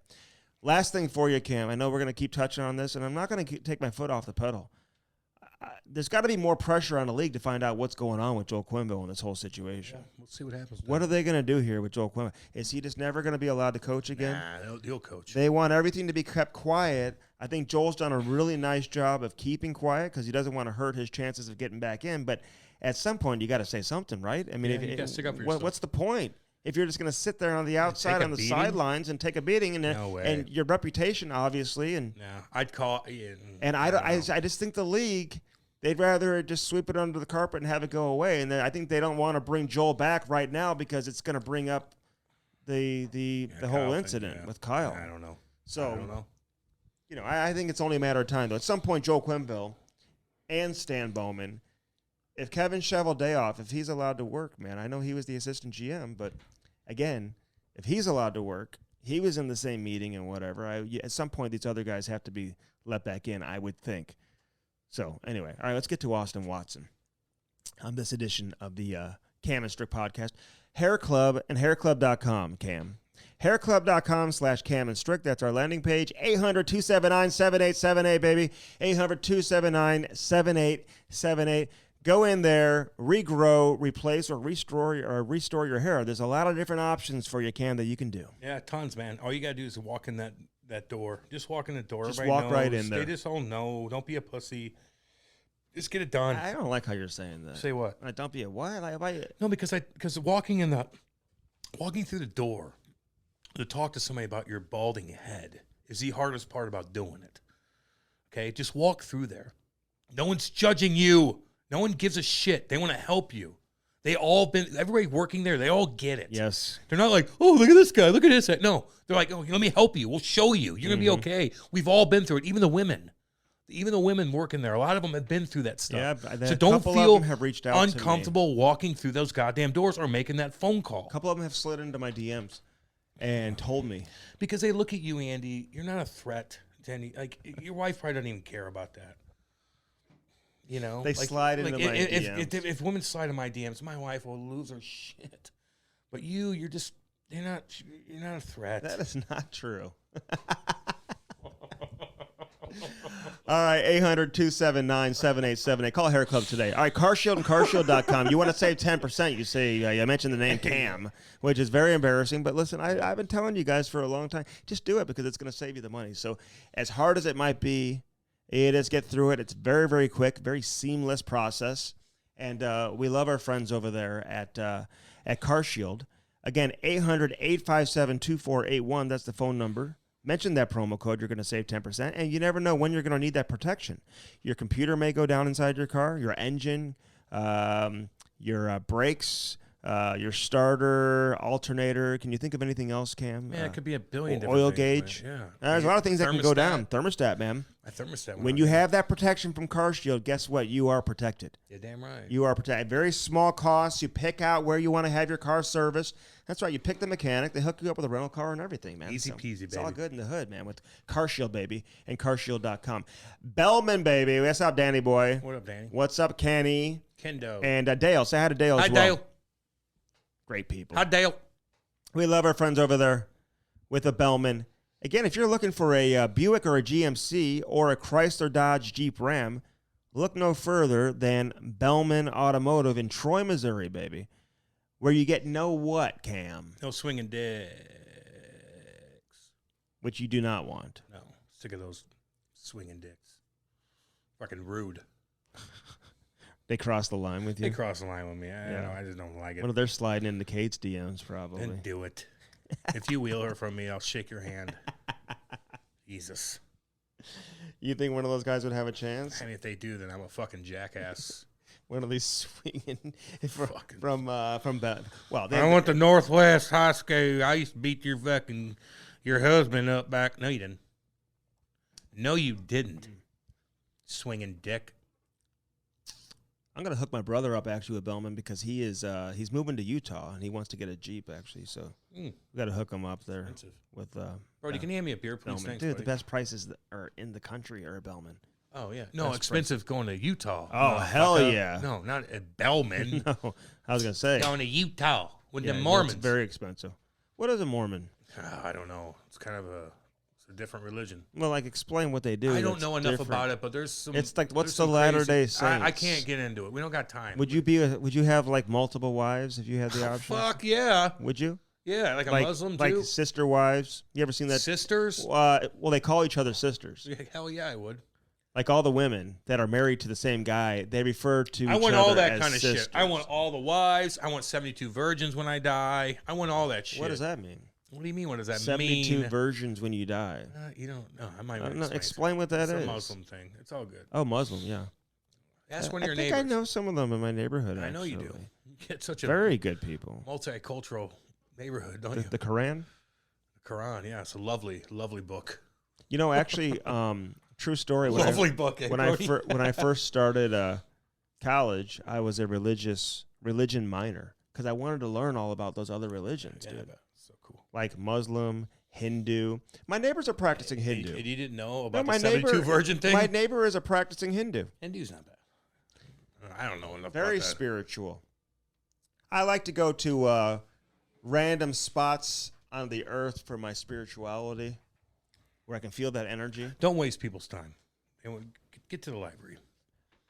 Bellman.com, baby. Go out there, Detroit, and go out there today. How about Zero Carb Pizza Life, Cam? This is where it's at. Brody's been eating that pizza. Listen, I gave Brody a bunch of pizzas. I didn't know he was going to have it for breakfast, lunch, and dinner for like 2 weeks straight. He's like, this is all we've eaten. It's good for you, Brody. Buffalo man. style. Brody looks ripped out more than we do. Yeah, I know, because he's getting all those. He looks good right now. His hair looks good. He's getting that protein. He looks good, man. You look good, Brody. He's getting that protein. Yeah, I know. They don't call it protein. They call it protein. Yeah, I know. It's guilt-free. They've got 2 flavors. You know what they are? Chicken and buffalo chicken and beef crumble. That's what it. Beef crumble. Which one do you like better? I like the buffalo chicken. Homie. You said you were going to make your own. What'd you put on top of your own pizza? I put this onion. I put some mushroom on that mug. I like it. Oh, you like a veggie pizza? Yeah, but I like a black olives, and I put black olives and mushrooms. Yeah, the worst 2 pizza ingredients going. Whatever. You made a veggie pizza. I'd come over for that one. Hey, anybody out there that wants to jump on board with us, you're more than welcome. We'd love to have you. We love all you guys. Zero Carb Life. Use the promo code Cam Strick. You're going to save 15%. They're close to announcing a huge announcement that they're going to be available in grocery stores locally here in St. Louis. They're already available in stores outside of St. Louis. But go to their website, order it today. Zero Carb Life. How do you spell life? LYFE. That's right. And it's guilt-free. It's like 70-plus grams of protein in their chicken crust, which is very unheard of. You don't have too many crusts that are like this. So it's like a post-workout meal. Whereas sometimes you want to avoid the pizza when you're working out. This is part of your training regimen. It's so good for you. Athletes across the globe are doing it. You should too. And of course, Mars Blade, the rollerblades, Cam, get out there and start stick handling for the Cougars. The fucking Cougars. And they're getting fucking toe dragged. Hey, get your Mars Blade rollerblades. Get them today. They also have the ice skates, the holders, which we love the holders as well. A lot of NHL players are using these throughout the course of the summer, training with it and using it in NHL games as well. Mars Blade, these people are the shiznit. And, of course, Austin Matthews, big part of what they're doing. Zetterberg from Detroit, Cromwell, all these Swedes playing in the NHL, doing a lot of great things with Mars Blade. So check them out. Get those rollerblades and get them on your feet. Get that order in and do it today. All right, let's get to Austin Watson, man, one of our favorites, and had a great conversation with him from the Ottawa Senators. Very interesting story that he has to tell, and he tells it now right here on the Cam Strick Podcast. Enjoy. The Cam Strick Podcast is brought to you by CarShield. You know, nothing more frustrating, Cam, than when that engine light comes on and you know right off the bat you're going to have to spend thousands of dollars to repair your vehicle. Call 800-857-2481. Mention the promo code CAM or visit carshield.com and use the code CAM to save 10%. Yeah. That's carshield.com. A deductible may apply. Save yourself money. Sign up and get your coverage now with carshield.com. Now up to the interview. Hello. Austin. What's going on, guys? What up, homeboy? What are you doing? Are you in California right now? I am. I'm in Walnut Creek, California, visiting my in-laws. Are you on the ocean? Or they have where's bears that up there. at? They may have bears up there. There are certain types. Cam doesn't know. There's parts of California where the bears will come out and they will get you. Settle down. Settle They down. will get you. Bear, he thinks he's fucking Bear Grylls. We're not quite in bear country. We're just on the other side of the bay from San Francisco. Ah, there you go. Yeah, but there's still some shit up there. Yeah, so you're in San Francisco area. It's a little chilly. It's never really warm. Like it's wild up there. Very hilly. A lot of homeless people. But go ahead. No, there are. It's interesting. We played golf yesterday at Olympic Club out here, and it's like 85 where we are on the other side of the bay, and then it was like 65 when you got to San Francisco, and it's like that's a nice day. Who you playing golf with, by the way? You have friends out there? Like give me the whole California connection. Like what takes you out to California?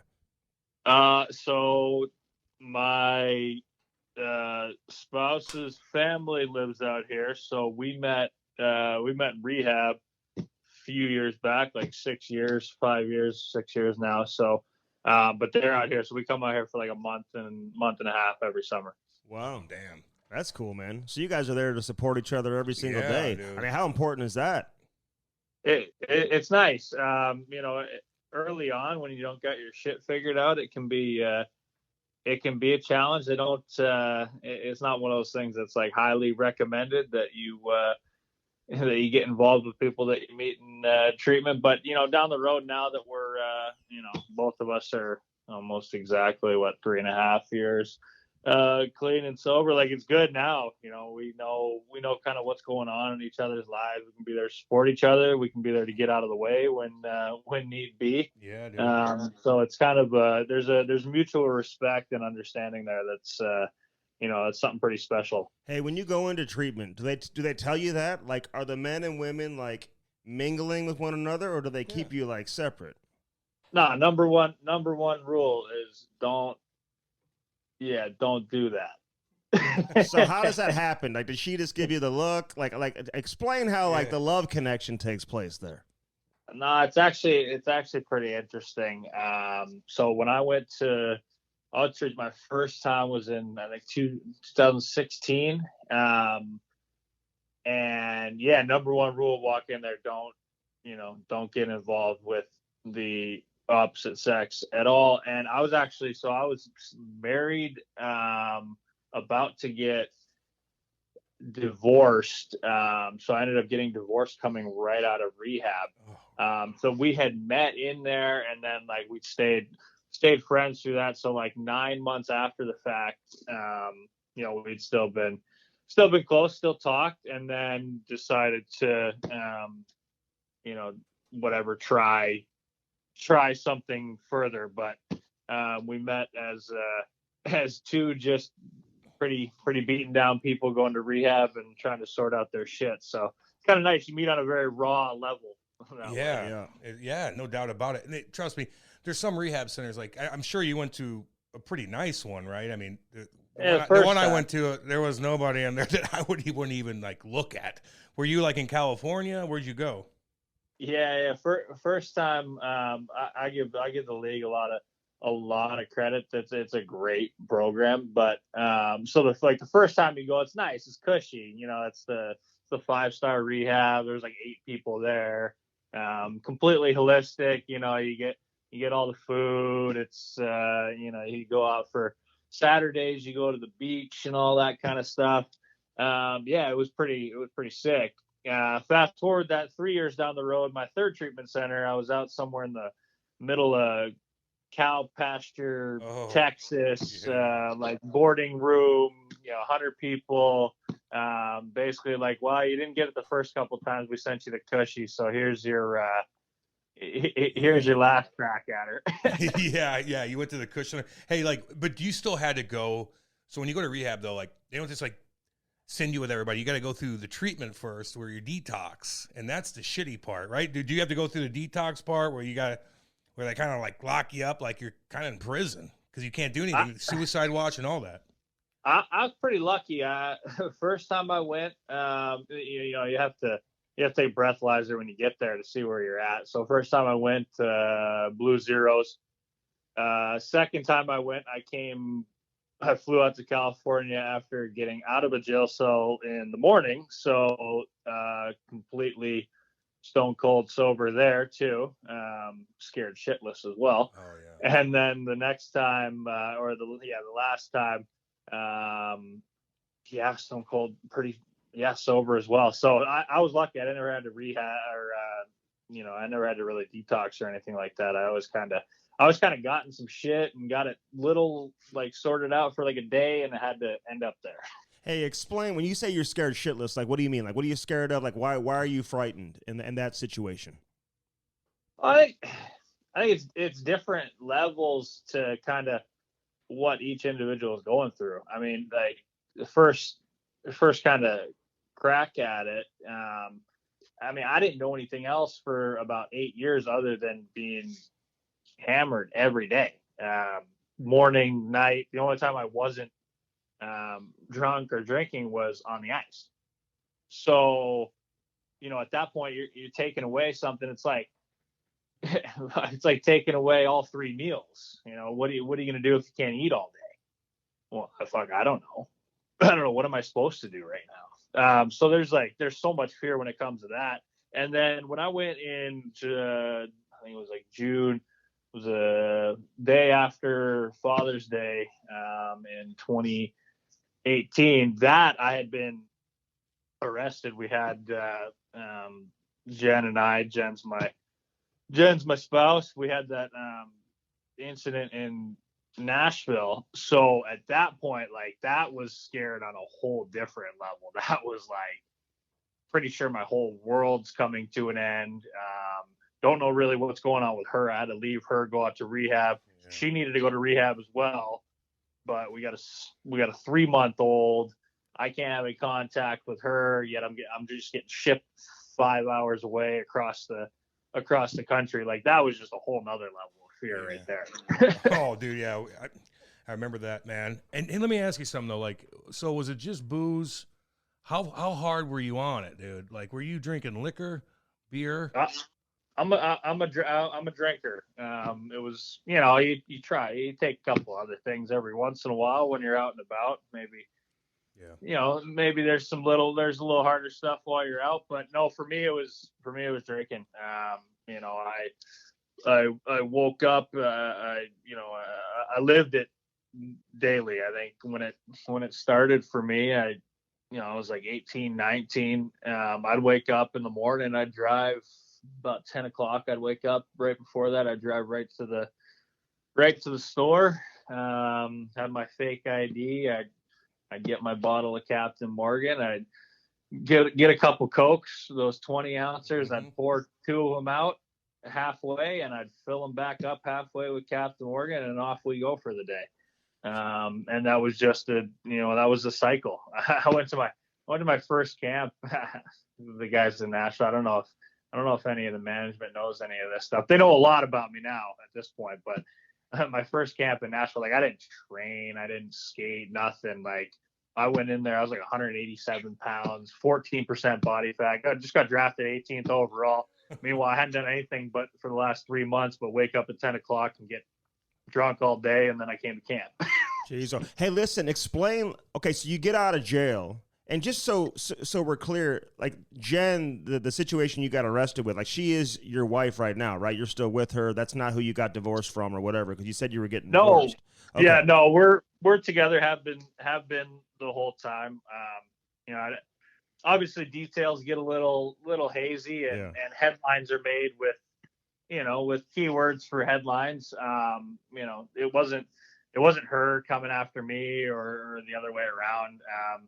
The incident itself warranted a state arrest, and had enough that they wanted to charge me, and they wanted to go through to mine and Jen's full detesting it. But I mean, there's just so much. There's only so much you can do once you're kind of in the throngs of in the legal system, and it was tough going through it then. But now, I think it's so hard to handle a situation like that. But I was so lucky to have a lot of really good people around me. and then I get a chance to watch these different situations that go on now with guys getting in trouble, whatever way it is. And, the way that I was told to handle it was to be contrite, to be apologetic for the things that you did do, and to just be quiet, shut your mouth and go to work, and try to just, you're never going to convince anybody using your words otherwise. So, for me down the road now we're 3-4 years down the road. I've got a beautiful family. Jen and I are together. There's, our life is great. I've gotten, my career back in order. Those are the things that, can help change perception. You're not going to please everybody. There's still people. I mean, you see the Twitter mob every once in a while. There's tons of people that just want to run me out of the league. I shouldn't be allowed to live anymore because I had a situation that they know nothing about. They've just read headlines, and I shouldn't be allowed to, function as a human being anymore. But early on, that was hard to deal with. But, as you look at it now, it's just one of those things. You can't please everybody, and all I can do is, be the best version of myself. We have a great life together, and, hopefully continue playing this game for as long as I possibly can. And things are good. And that's the only way you're going to change anybody's mind. Dude, you kick ass and take names, dude. Like, Andy and I love watching you play, man. You're fucking, and you're absolutely right on that. You dug a hole, and you feel like you're never going to crawl out of it. And you can't tweet stuff like, hey, this is what happened, or I'm going to do an interview. No one gives a shit. They already make their decision on you. You just got to go out there and play, man, and that's exactly what we're doing. But let me ask you real quick, though. So you're hitting that Captain Morgan in the morning, dude. So, like, when you stopped that, were you fucking withdrawing? Like, were you on the road? Like, you had to have booze? So, because you'll withdraw and you'll have a seizure from alcohol. Yeah, it was hard. By the time I played my first year in Nashville, I was kind of I was at the tail end. It wasn't starting. I was kind of beat up pretty bad. And people were starting to, not that I don't think people knew that, maybe I drank a little bit too much, but I spent 3 years fully in the American League, and as a 21, 22-year-old, you're going through growth as a person and as a player. So you're going out a lot in the American League. It's a more of a little bit of a laid back atmosphere. Nobody wants to be there. Everybody wants to be in the NHL. So you're doing a little more partying. You're doing a little more, it's a little more junior-ish where you're hanging out with the guys more. Yep. So I don't think, maybe nobody really batted an eye to it, but you get to the NHL, and I mean, number one thing is you got to be able to do your job, and you can't do your job possibly to the best of your abilities if you come in smelling like a brewery every day and trying to hide it, walking around on eggshells. So that was a really hard year for me. I think I played like 55 games. I got scratched for like 30. Had some cool moments, and then, I had some other times where, like, by the end of the season, we went to Game 7 of the second round against San Jose, and I was essentially a black ace during the playoffs. Like, I had no chance of playing. They weren't risking putting me anywhere around that team. When you look back at it now. So, it's just I was kind of fried. So I was pumped to, at that point, go and get some stuff figured out. At least at that point, I just wanted to get my career back in order, because like it wasn't going well. Hey, were you ever drinking on game day? Like, were you partying on game day in the morning? But you go home. No, that's the thing. I always, which is weird. I'm not much of a partier, so to speak. I was a very individual, kind of in the shadows drinker. Yeah, probably my better closet times drinker. Yeah, my better times were going out, because like then it was acceptable for everybody, so I could just do my thing. It was, the night before a game when, you're playing Colorado the next night in Denver, and I'm just sitting in my room with a bottle, just going like, Jesus, man, like I just got to try to get to sleep here. Yeah. Like, this is bad. Yeah, dude. Depressing. You got all those kids. Hey, listen, can I just tell you, I remember when you were drafted, I was at the draft. I want to say it was in LA, right? Were you drafted in LA? Yeah. And like, reading these stories about you because everyone knew you were going to be a first-round pick or whatever you were projected to be, and you're like one of 10 kids. Oh. Your mom, I think, was pregnant at the draft. I think they were like checking in the hotel at the same time I was. So tell me if I'm wrong about that. Like, how many kids are in your family? No, you're right. That was the LA draft was a shit show. It was chaos. But yes, I'm the oldest of 10. They're actually technically all half. We're all technically half siblings. So my dad, my mom, my birth dad, my mom had a relationship toward the end of college. Got pregnant, had me, and then young relationship. She moved on and remarried, and then the other 9 kids came. Oh. 9. My God, we just had Brian Boyle on, Yeah. man. He's got you beat. He's got 13. He's got 13. We were talking to him about your fight that he had with you. If you guys were talking about how many kids you guys grew up with. Isn't that weird? How was your upbringing, man? Like having 10 kids, you're not related to them. Like, did you have, It's related, they're half. Well, okay, but it's a little different. I mean, how was your relationship with your mom and dad and everybody? Like, you have a good upbringing? I would say yes. I had a good upbringing. I would say my parents did the best that they could. You have so many kids, and not to say that's right or wrong, but in today's age, financially, that's unless you're already a billionaire and you have the means to support all those kids and at the same time give them all the attention that kids need nowadays. I'd say my parents did the best that they could. We never had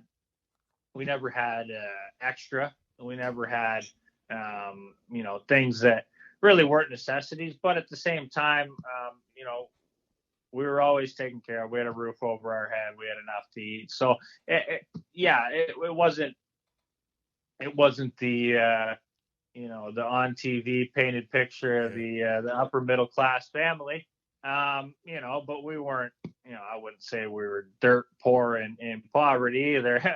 Yeah, I know you had DJ on last summer, so we mess around with the guys sometimes. We try to tell them about food stamps. And the kids don't know what those are. Hey, were your mom and dad drinkers? No, not at all. Oh, wow. Yeah. So how'd you get into the hockey? Like who was like taking you around from rink to rink in all your games and all that? So a lot of that. So I got into hockey at I got pretty late. I think I was 6 or 7. It was like a summer sports camp at we were playing at the Ann Arbor Ice Cube where the U18 team used to play. Yep. Yeah.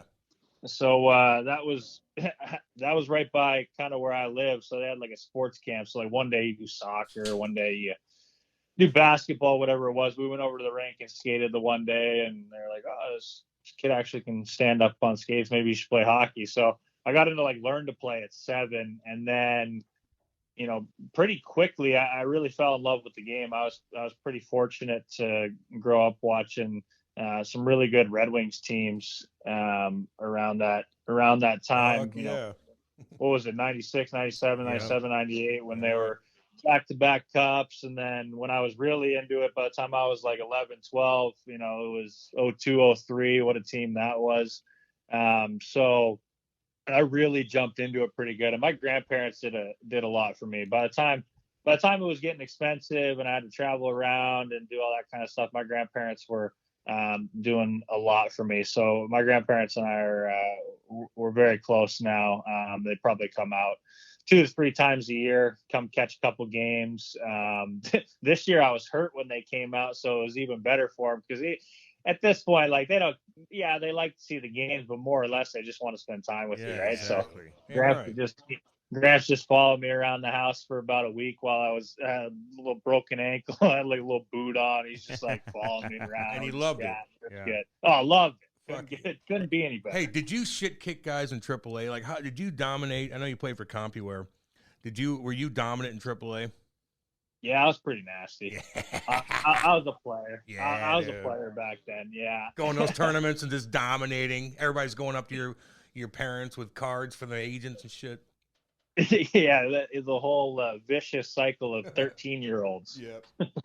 My God. Yeah, no, we were good. I had, and you know how it is in the States, you can kind of move around from team to team. I stayed with Compuer. I was with Compuer from since I was 11 to 16. Like I never moved around teams. We had a bunch of guys come in and out, but we had some good players growing up in that area. 92s. I mean, some guys that are Brian Rush just signed a big deal. Yeah. You know, we had some really good 92s, and then we had some guys come in like Jason Zucker came and moved from Vegas, right? From Vegas to come play for my team when we were 16. Like, Oh my God, it was nuts. Damn. That's funny. Yeah, Al McKenna's coached the 92s here in St. Louis. Oh, Hey, yeah. you ever play against the AAA Blues back in the day? Al McKenna's on the bench. we slapped those guys. Oh, I thought they had a good team. Well, the 92s weren't great. Okay. I mean, his other son Ryan, the 96s, they were good when he was coaching the 96s. Hey, but so like, what are you saying? Like when you and DJ Smith were talking, telling the boys about food stamps. Like, were you on food stamps growing up or what? Yeah, so like that, you know, you asked like how was it? So like that's just, you know, that's how it was. That was a part of the normal for us. We weren't rolling around in the dirt, you know, extreme poverty, but you know, we had food stamps, we had WIC, you know, we weren't, you know, we were getting shoes at Payless Shoe Store, so we weren't getting them at Champs or Foot And he still Locker. goes there. Don't worry about it. Cam still has Payless shoes on now. See, he steals my joke after I say it. And that's trendy now, though. You get the ones with the Velcro. Yeah. If you can tie your shoes anymore, Danny, I don't know. Hey, there's nothing wrong with Payless. We have somebody tie our shoes for us now. Hey, Yeah, fair enough. Hey, listen. What? Okay, when you had your incident, because we'll move on to the hockey, but like when you had your incident, I remember hearing from some of your teammates, people who know you like really well, and they were like, "Dude, this is not what it's all cracked up to be. There's a lot of information that's not out there." What do you want people to know? Do you want to share anything about the actual story, about what happened? Because, listen, man, when people start throwing out domestic violence or abuse against women, I mean, it's almost like you can be donezo. In today's society, it's hard to overcome that. You were labeled with that. I mean, I want to talk about your interaction with Gary Bettman and the league to get the suspension reduced and just dealing with all of that while everyone's throwing all these stones at you. What really happened? Well, I think, all that I can really say is that Jen and I both know, what happened that day. It was two people that had just relapsed on drugs and alcohol about a month before that. We had a little one at home. Were tensions high? Were there, arguments? Yes, absolutely. But, I think for me, I try not to do a ton of speaking for myself, but I think you have now in today's age, you have, there's cameras everywhere. There's all kinds of stuff. If there was really this, incident of, violence against women or domestic abuse, assault, I wouldn't be around today. I wouldn't still be playing. So I think the evidence and what has transpired for us since then kind of, I hope speaks for itself.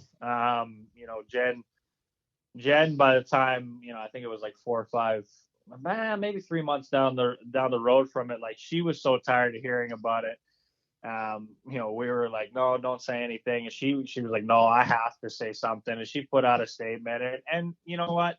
And since that point, you're right, getting through something like that, it was extremely difficult. I went back to rehab in 2019, about halfway through the year of me coming back and playing that year. And by the time that happened, I went out to treatment after the incident. I got clean, but it was more dealing with the legal side of things. It was trying to figure out what the hell was going to go on legally with the league. I was flying out to New York to go sit in there for my second trial, not criminally, but with probably the little harsher system of going to deal with the league, and then all that kind of stuff. And I just didn't know how to handle being under that scrutiny and under that kind of that judgment all the time, and not being able to really defend yourself or say anything that's going to convince anybody otherwise. And we touched on that earlier in the show about how it's, put your head down and go to work and let the results kind of speak for themselves. But that was a really difficult thing to do for, a good year, because all you're hearing is the opposite, and you want to defend yourself. And I was just fried. I went back to rehab and I got what I needed. I learned how to deal with that kind of stuff. I learned how to deal with, just being cool with myself and being cool inside of our family, and kind of letting that stuff go and stay on the outside, and just really be present and involved in my own life and my own family life. And, that's how we got through it. Man, dude, look, all these people hating too, man. Look, they've all been in the same situations. We all been in those situations where somebody would have saw something, you're just in a weird mindset, man. I get it, dude. And once it happened, Andy and I did stick up for you. We did. we stuck up for you, homeboy. Because people were saying, like, I know. And your teammates kind of had your back. Yeah. Like, did you address the team? Because I noticed from a distance how many of your teammates had your back. Like when they had that initial press conference with David Poyle and whoever else was up there, I think Roman Josi and like all your teammates were like at the press conference, like supporting you. And at that time, the media and some people, they didn't know what to do. Yeah. They're like, what? Now all the teammates are here supporting them. Like, what is really going on? Yeah, I think that might have thrown a little loop in the plan of trying to bury me. And I can't say enough about, the hockey's whatever. Like some years they play you more, some years they don't. Coaching changes, all that kind of stuff. Like that. That's work. That's so separate.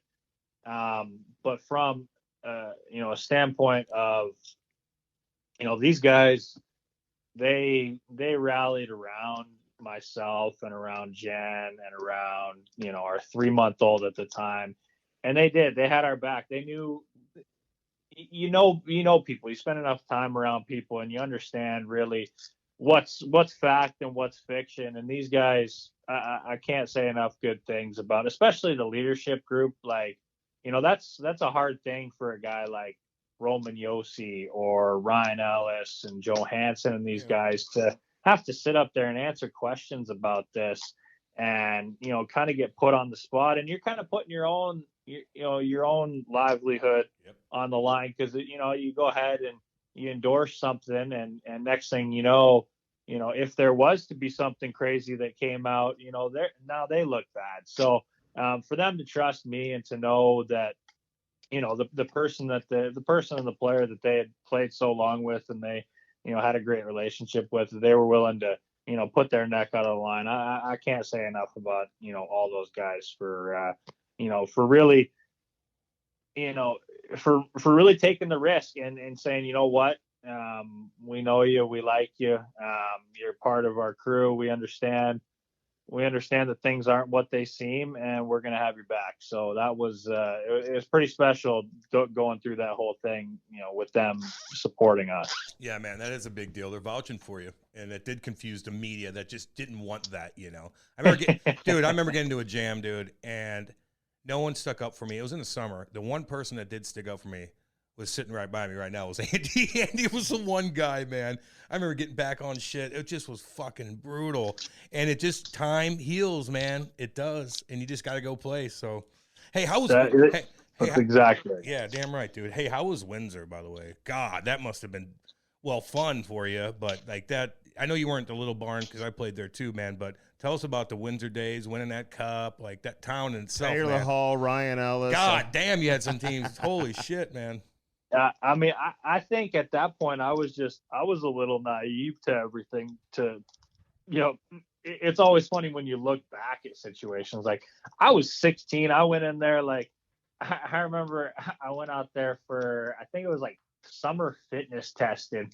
And like, I thought I was the shit. Like, I went there at 16. I was this American kid coming in, like, I don't know. I don't even know if I was cocky. I just think I didn't really know how to act. But they had, what a team. I mean, I'm sitting there going and hanging out with Ryan Ellis, Taylor Hall, Adam Henrique, like all these guys that, are studs now and were studs then. And I was the only 16-year-old on that team. Like, I was take the heat that year, that was going to take the ribbing, that was going to have to, do all the rookie shit. And it was so good for me.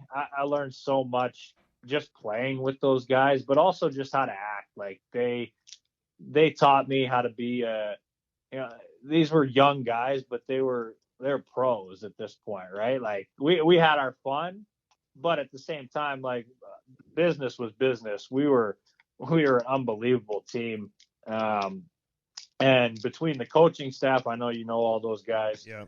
With Boogie and DJ and Bob Jones. It's funny, I got them all again somehow. But between the coaching staff and the guys, like, I couldn't have been put in a better spot to learn how to be a pro and a player. And of course we won, and that was awesome. There's nothing better than winning. Like, let's be clear. Like, that, yeah, all this individual stuff, it's great, all that shit, but there's no better experience than winning something together with a group. Yep. And I was so fortunate to be on that team. I mean, fucking Reichs traded me halfway through the next year. I couldn't fucking believe it. But did you want to get traded? Because, like, that's the way it was kind of presented. Like, maybe you wanted a bigger role or whatever. Is that not accurate? Like, you wanted to stay in Windsor or what?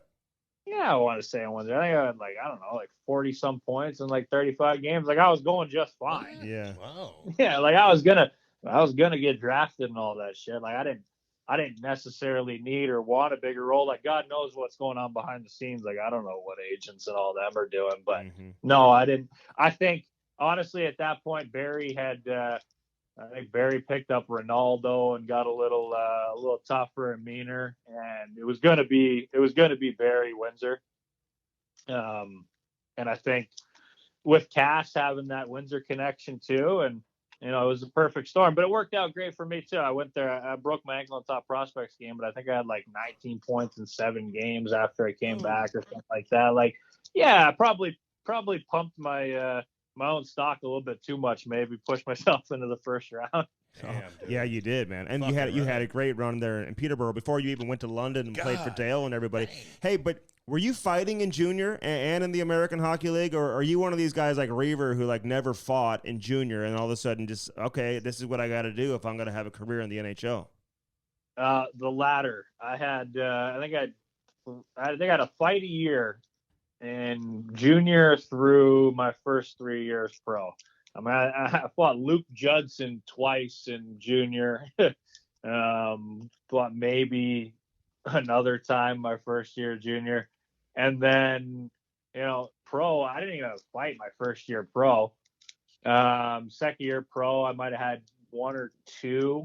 And then, yeah, I had one fight in the NHL my first year. I fought Iggy, which was kind of nuts. Yeah, it's kind of nuts. Who, Jerome McGinley? You say Iggy? Yeah, lefty. Did he hit you with some lefts? I actually did okay. I didn't know what the hell I was doing. I think I went on the ice for too many men, and then all of a sudden just like hit panic button and then just started fighting Jerome McGinley. It was weird. I'm gonna look that one up. Yeah, I know. Well, there's a lot of them. He'll surprise you. There's a lot. I watched a bunch of your I know fights. you shit stomping. I see. Like, people can't relate to that because, like, for years all the tough guys in the NHL were like tough guys in junior too. Like, that's just kind of who they were. That's why they made an NHL team. Like, to make that transition where you don't fight, and then all of a sudden, like, you just start fighting all the time against big boys in the NHL. Like, people can't relate to that, man. How do you do that? How do you flip that switch? I think for me, it was, after my first year in the NHL, I was scratched a bit. I went to rehab. I got put on waivers at the start of the year that next year, which would have been 16, 17. And I didn't have anything that differentiated me from anybody else. Like, I could get through a game in the NHL and, not really screw up and not do anything spectacular. And, just kind of, they'd sit there at the end of the night and be like, do we want to play Waddy tomorrow? I don't know, maybe. Yeah. And I didn't want to play in the American League. I knew I was at that point, like I was too good to play in the American League, and I wanted to stick in the NHL. So I just started fighting. I fought 13 times in 16, 17. I just started fighting guys. I was just like, fuck it. Fuck it. I'm not leaving. Fuck it. You got to separate yourself, dude. Do you like fighting? You like fighting? No, man. Like, not really. I like his honesty, man. I'm 6'3". I play most seasons at like 6'3", 195, 198 pounds. But I'm 6'3", and I'm I play the game hard. I play mean, so I end up having to fight pretty much all the actual guys that are tough and like to fight. And so no, I'm not particularly. I'm kind of always at a disadvantage going into a fight. I mean, there's some interesting ones on the YouTube where I think Luch is tossing me around like a 2-year-old child. Big old shoulders. He'll reach you from 5 feet away. He rocked you behind the net, and then you got him after the whistle. I remember that sequence. Oh my God, he killed me. That was so bad. Hey, you're 195 pounds. Yeah, it depends. I mean, like right now, like I'm 205, like I'm jacked right now. But then you start skating and shit, and then the weight just kind of fall. I'm a skinny kid at heart. The weight kind of falls off me. I get to about 198 and 6% body fat, and I'm flying around out there as fast as I possibly can, and life's good. I love how you say you're jacked. Cam tries to tell everyone he's jacked. I'm fat jacked, Austin. I'm fat jacked right now. Real quick though, Ryan Ellis, like Taylor Hall, these guys, man, like, how good were they in junior? Like these guys were just unbelievable. And then you play in the NHL with Ryan Ellis too, man. Like, are you guys pretty tight? Like, I want to know a guy in the league that really has been there for you from the beginning, hasn't left your side, and that you still talk to this day. That, man, if you needed anything, he's your go-to. Well, that's your guy. Ellie and I are really tight. So yeah, we played together. My second year in Windsor, before I got traded, so that whole like 6-9 months from the summer on, we lived together in Windsor. And then he was drafted by Nashville. Then I ended up getting drafted by Nashville the next year. We played together in the minors my first year pro because it was a lockout year. And then played another 6-7 years in Nashville together. So, we're real tight. Like he knows everything about me. He's been there and had my back since I was 16. He gave me a lot of shit. Him and Halsey gave me some shit when I was 16, but good shit. Taught me how to be a little bit of a grown up and be a pro. So he and I we still talk on probably a weekly basis now. I mean, he's got 2 kids. I got 2 kids. We got a lot of shit going on, but he's a guy that I'm in constant touch with. We always know what's going on. Whenever anything's coming up, like if I'm playing bad, like I call him. He's good. Like he's a good hockey player. I don't know what the hell I'm doing half the time. Like I start playing bad and I'm like, shit, I don't think I'm doing anything differently than I normally do. Like, why is it not going good? So I call him and be like, hey, break this down for me, please. Like you're the best junior hockey defenseman ever. Like tell me how to be somewhat effective in this league. Well, and you played junior in the American League with that Roman Josi and his hair. Oh my God! Can I ask a question about him in Nashville? Does he walk around fucking Nashville and the hot women folk just go right up to him? Like, is he just like? I mean, how can he not? I know he's married. He and Forsberg taking motorcycles. I mean, are they pimp daddies down there?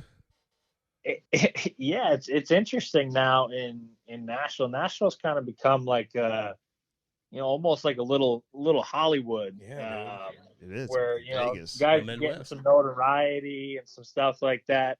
Yost, I don't know what it is about Yost. He's got that, he's from Switzerland. He's got that just calm demeanor about him. Women find him attractive, whatever it is, and he's just a stud. Yeah, whatever it is, he's a beautiful man. It's what he is. God. Even my wife, you can always tell when your wife's watching hockey, she doesn't really give a shit. She's like, who's that? She's like, who's that guy? I'm like, don't fucking worry about it. It's a lot cooler now. Yeah, don't worry about it. He only makes like $9.5 million.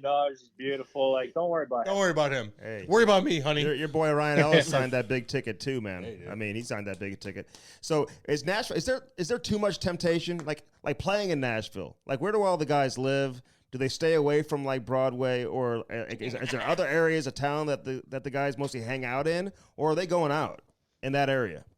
I'm sure you're going out at times. I mean, guys are so good now at the kids. I mean, these kids come in at 19, 20, and they're physical specimens, and they're flying around. Like, you can't really burn it at both ends anymore. Nope. Mm-hmm. You have to be fully ready to go every day. I mean, these kids are just buzzing. So it's tough to burn it at both ends now, and you'll get slapped. You'll see a team and you'll know, like, oh shit, they must have had a long night, because they'll come in, play a little guilty, and it's almost like you can't. There's a way to play guilty, but it's almost like the physical, just eliteness of guys kind of wins over in the end, and you end up looking a little slow and sluggish. So yeah, there's temptation there for sure. I think there's a lot going on, between the country music stuff. I mean, shit, I spend the summer there, and there's more Instagram models move to Nashville every week. I've never seen anything like it. It's just like, it's a little Hollywood now.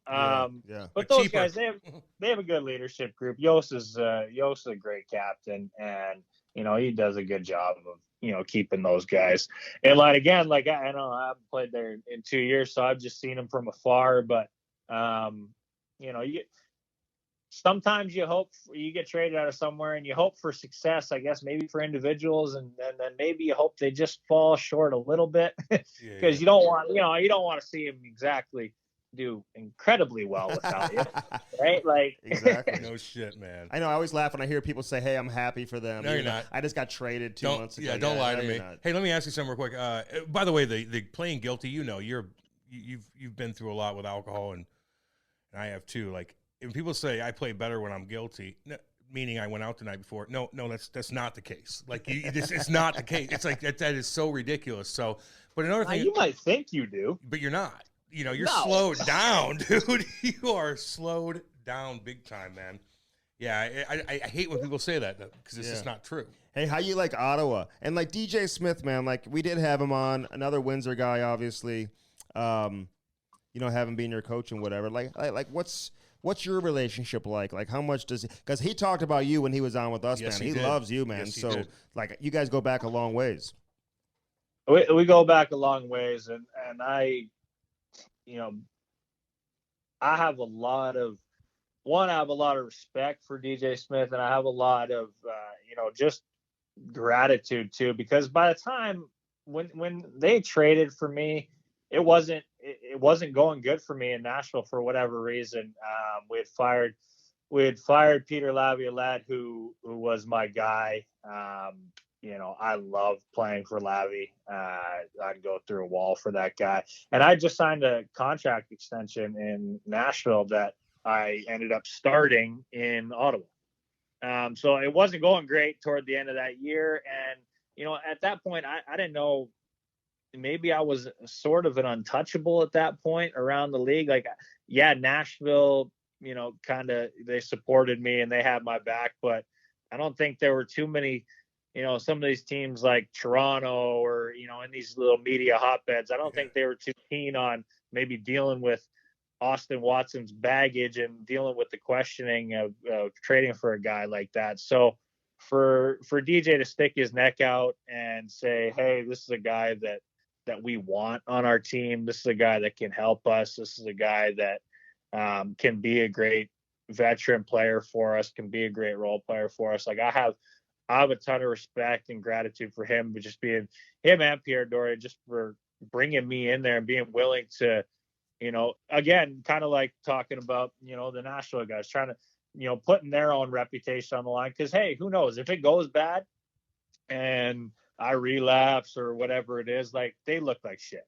Mm-hmm. So you know, they're taking a chance on me, but they're also, you know, banking on, you know, knowing the Austin Watson that not everybody gets to know, knowing the real person. And, you know, DJ's always been good to me. So I got a ton of gratitude for him. Hey, let me ask you, dude. So when you're drinking all the time, man, that's what you do. It's what's on your mind, whatever it is, whatever like niche you have, whether it's that or whatever. So when you stopped, though, I know you're playing hockey and I know you're busy, kids, whatnot, but like, what's your go-to getaway? I don't want to think about booze. I don't want to think about shit. Do you got a boat? Do you go hiking? Do you camp? Like, what do you do to get away from everything? Golf, man. Yeah, I play a lot of golf. So does Andy. Yeah. Hey, we've been playing the last couple of days. I'm fucking exhausted, by the way. I tweeted something out that was kind of not good for Andy, but it's all good. It's all good. So you're No, just a golfer, eh? Before we get going though, so I had some of the boys from Ottawa. On that line, one of the best things that ever happened to me is I joined myself and Ryan Johansson. We joined about 4 or 5 years ago now, the Golf Club of Tennessee, and that membership, I think for me is like it's kind of my sweet spot, my home away from home. I've met so many good people through being out there, and I spend a lot of time there in the summer. So I brought some of the Ottawa guys. We flew right after the season, and we stayed and played on property, and we had Brady. So next time you see Brady out of the golf course, call him Kachunky. Is he not that good? Because his daddy's good. Call him Kachunk. You know what? He got it going toward the end of the trip. It was a little bit of a sorting out process for him. He's so big. He hits the ball a mile. Oh, Yeah. I mean, he's what's he, 230? He's huge, and I don't even know if he knows how strong. Yeah. I know, because you know, he's almost like a little kid still, but he's not. No, he's a monster. He's a big monster. Yeah, but hey, his dad, dude, Big Walt, would be like wasted on the course with a fucking Boston Bruins Bobby Orr jersey on in the middle of the summer and hit a hole in one. And then wasted. And then the next tournament, the same tournament the year after, same hole with the jersey on, hits another hole in one. I mean, it's crazy, man. I can't believe his kids are that good. Well, I think the crazy thing is I think Brady could be good, and he got it going toward the end of the trip. I think if he spends a little time on it, again, he's somewhat young. Like you said, he's kind of a big grown-up kid. The golf game takes a little bit of, you got to struggle a little bit in the golf game. And, See, Andy? Yeah. See, Andy? I'm going to send you a video. No. You don't want to keep struggling, though, Andy. Like, you're old enough now, like, where you should just be able to plot your way around the course. Hey, how good are you? What's your handicap? Yeah, dude. Sweet spot. Right now it's 3.5. Oh, my God, dude. Yeah, that's a sweet spot for me. I've had it low. I've had it at like 2, and it's just hard. Hey, we're playing some golf. Hey, let me ask you something. Wait, we're 4 hours away in Nashville. Well, I'm just saying, if you're like, if we got big tournaments coming up here, man, like, we got to get you on the list. Like, would you do travel and golf? Like, because when you're good and you're a hockey player and you're cool, people invite you to do all kinds of shit, especially with golf tournament stuff. Do you travel like that? Because we want you up here in St. Louis. Yeah, absolutely. You send me the dates and you tell me what's going on. And as long as it's for a halfway decent cause and it's a halfway decent track, I'll be there. Okay, right, so listen, I'm curious because you've been through some shit, but at the same time, yeah, you're a professional athlete. You're hanging out with the boys all the time. You're on the plane. You're on the bus. You're going out with how do you handle that part of it? Just in terms of like making sure you're staying on track. And I would imagine your teammates, everyone's respectful around you and stuff like that. So, like, will you go out with the boys, like go out to dinner and stuff like that on the road? Like, how do you handle that? Oh yeah, I didn't quit drinking so that I could not live my life. Mm-hmm. That's been my thing, and that's been, with the friends, the group that I have around me, the sober group that I have around me. That's one of the big things is like, if this life wasn't better for me not drinking, like I wouldn't do it. I just keep drinking. Like if life sucked and I couldn't do things that I wanted to do, why am I sober? Why am I living this way? So for me, like, I love going out with the guys. I'm pretty lucky in the sense that it wasn't, like I said, I was more of a closet drinker rather than a big partier. Like the party scene doesn't really doesn't turn the lights on for me. It doesn't sit there and I'm like, fuck, I want to get hammered right now. Like, it's just kind of whatever. For me, scary spots are when things aren't going good. I got all kinds of anxiety. I got some depression coming in, and then it's like, shit, how do I fix this? Yeah. So going out with the guys, going to dinner, like that's stuff that I love to do. One of the cool things about being sober is just the connections and the relationships that you can build with people. I'm present all the time. I can, I remember everything. I see everything. So I love going out and hanging out with the guys and doing whatever, going out on the road, rookie party, all that shit. Like that for me, I have a great time. I don't need to drink to have a good time anymore to do all that stuff. I have a great time just being out with them, shooting the shit, laughing at the dumb stuff that they're doing. And I get to remember it all in the morning and be That's like, it. ooh, that That's wasn't it. I was just going to say that, dude. It's like you're the dude that's in a locker room like, okay, this is what happened last night. And then all the stories get growing, man. That's good. And you're in a good spot, dude. Yeah. You should feel happy, man. Like you should. Like, that's absolutely it, Yeah. right? Like I wouldn't trade where I'm at. Yeah, man. Today, and I mean it's a day-to-day thing. Yep. It is. It's a day-to-day thing. So right now, I wouldn't trade the life that I have today for any of that shit. Yeah. Now it can get a little squirrely in the head, and I might need to work on it I get you. a little more at times. But right now life's good. Okay, so take me on the ice. Like I would imagine a lot of guys, man, especially like when they see that video this past season, you hitting that 3-year mark. I thought it was cool that your teammates acknowledged you in the locker room afterwards and all that stuff. Damn right. And the coach. But are guys coming up to you all the time saying, "Hey, man, keep it going, congrats"? And has anybody ever crossed that line with you and talked some shit where they maybe crossed the line a little bit? Has that happened? Guys are great. I mean, for the most part, I mean, what would you say? 98% of guys in the league are all good guys, and who aren't the good guys. I mean, it's pretty well understood, and that's one of the things that I love about it is guys understand that everybody's got their own personal life away from the game. Yeah. So, and everybody, a lot of times when it comes to mental health nowadays and addiction, everybody's got somebody, whether it be an immediate family member or something like that has gone through the same sort of shit. So I would definitely say that there's a lot of instances where, there'll be, some, respect shown, like, or just a little tap here and there, like, hey man, saw that, good for you, whatever. And then it's the same with guys that are going through some of the stuff, like, you see it when it comes out during the middle of the season. You have to, you have to send something out in the media that says, hey, guys going and doing this, guys going away for, mental health, all that stuff. So, you see that and you show those guys some love as well, like on my end. But yeah, there's been the occasions where guys have crossed the line, and I'm not a guy that I can get a little hot at times where I'm gonna maybe do something stupid out there, and those are about the only instances where that might come around. There's a couple guys, I won't throw them under the bus, but I think they know that at some point they're gonna get what's coming to them, and and there's not much that's going to keep me from taking care of them. You don't have to name names, but so there's a couple cats where you're like, I'm gonna fucking get you. Yeah, I'm gonna get you with your head down, coming around that net.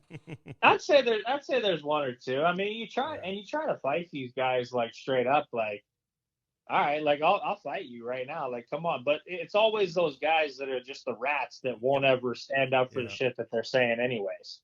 Yep. So those are the guys with the mouse. Like, I have so much respect for the real tough guys, like Revo, McDermott, like these guys, Delorier. These guys are those guys, tough dudes. Yep. And they don't need to run their yaps. They don't need to chirp. You just know, man. Like, if you really want to get down and let's go. Stand in there with them, they'll do it, and you're probably going to get your ass beat, and that just is what it is. But there's that old school, there's that mutual respect there. the guys with the yaps are the little rats that won't ever do anything about it. Hey, so are you the guy who wants to, like, hey, if somebody out there is going through some shit, like, do you let it known, hey, you can call me, I can help you, whatever, you're willing to do that? Or are you just, and it's okay if you're not, because, like, just because you've had issues doesn't mean you have to be there to help everybody. You got to focus on yourself, too. But, I mean, like, has the league approached you about getting involved with some of that type of stuff? No, I think while you play, like, yeah, there'll be instances where, and it's such a good program with the anonymity, like, because especially early on in that stuff, like, guys don't want everybody knowing what's going on in their life, right? Like, it's one of those things. So I mean, but yeah, if there's something that comes up, where it is publicly, known, yeah, absolutely. It's, hey, text the league guys, hey, if there's anything I can do, if he wants to reach out, here's my number.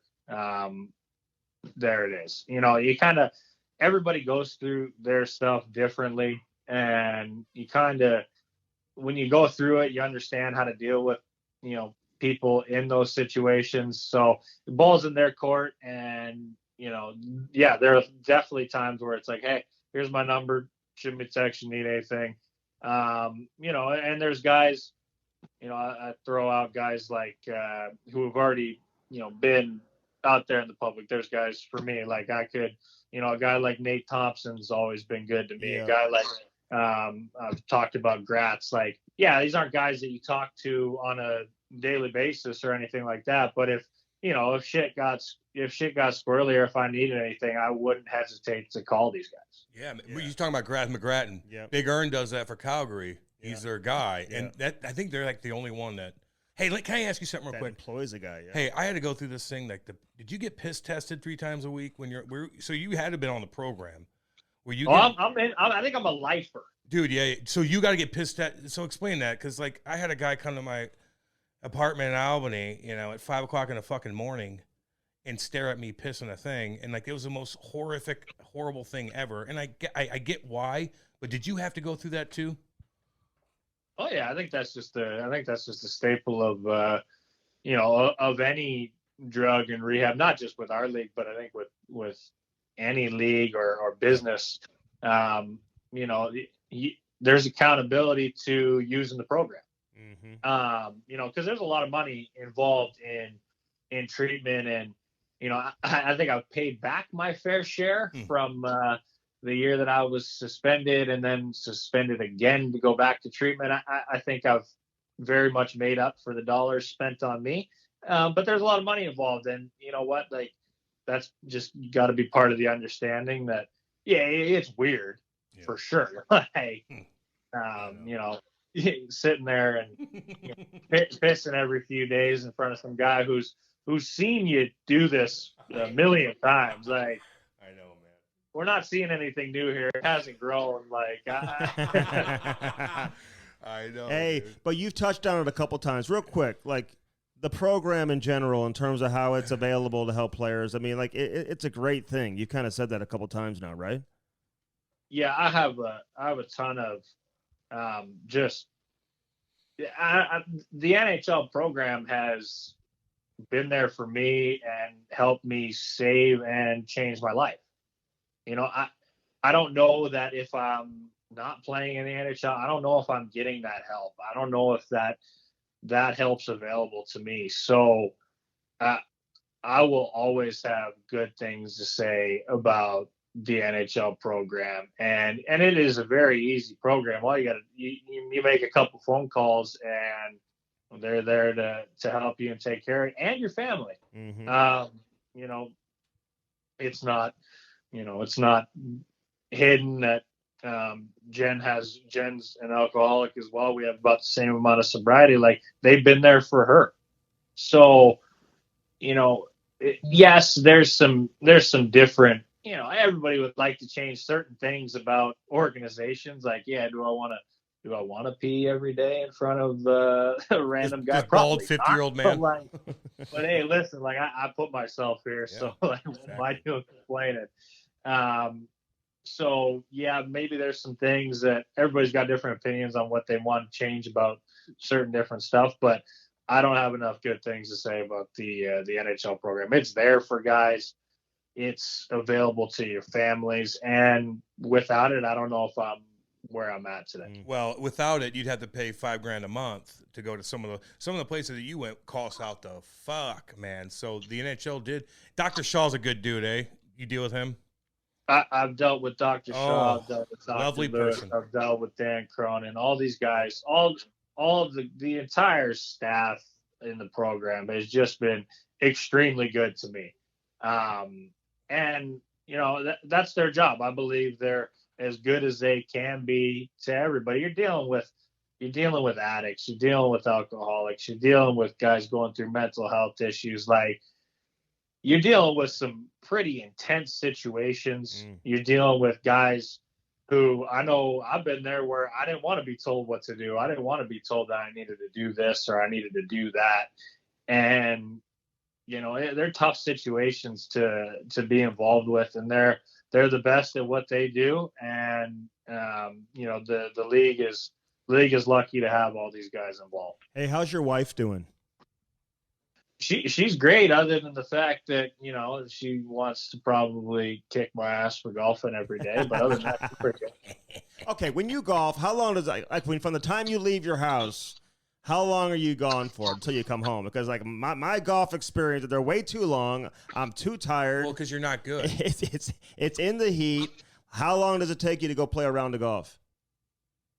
Well, I don't know. Well, see, I love the game too. Like, I like being at the golf course. I thoroughly enjoy. I don't think I won't spend too much time grinding, but I don't mind sitting on the range for half an hour and working on some things.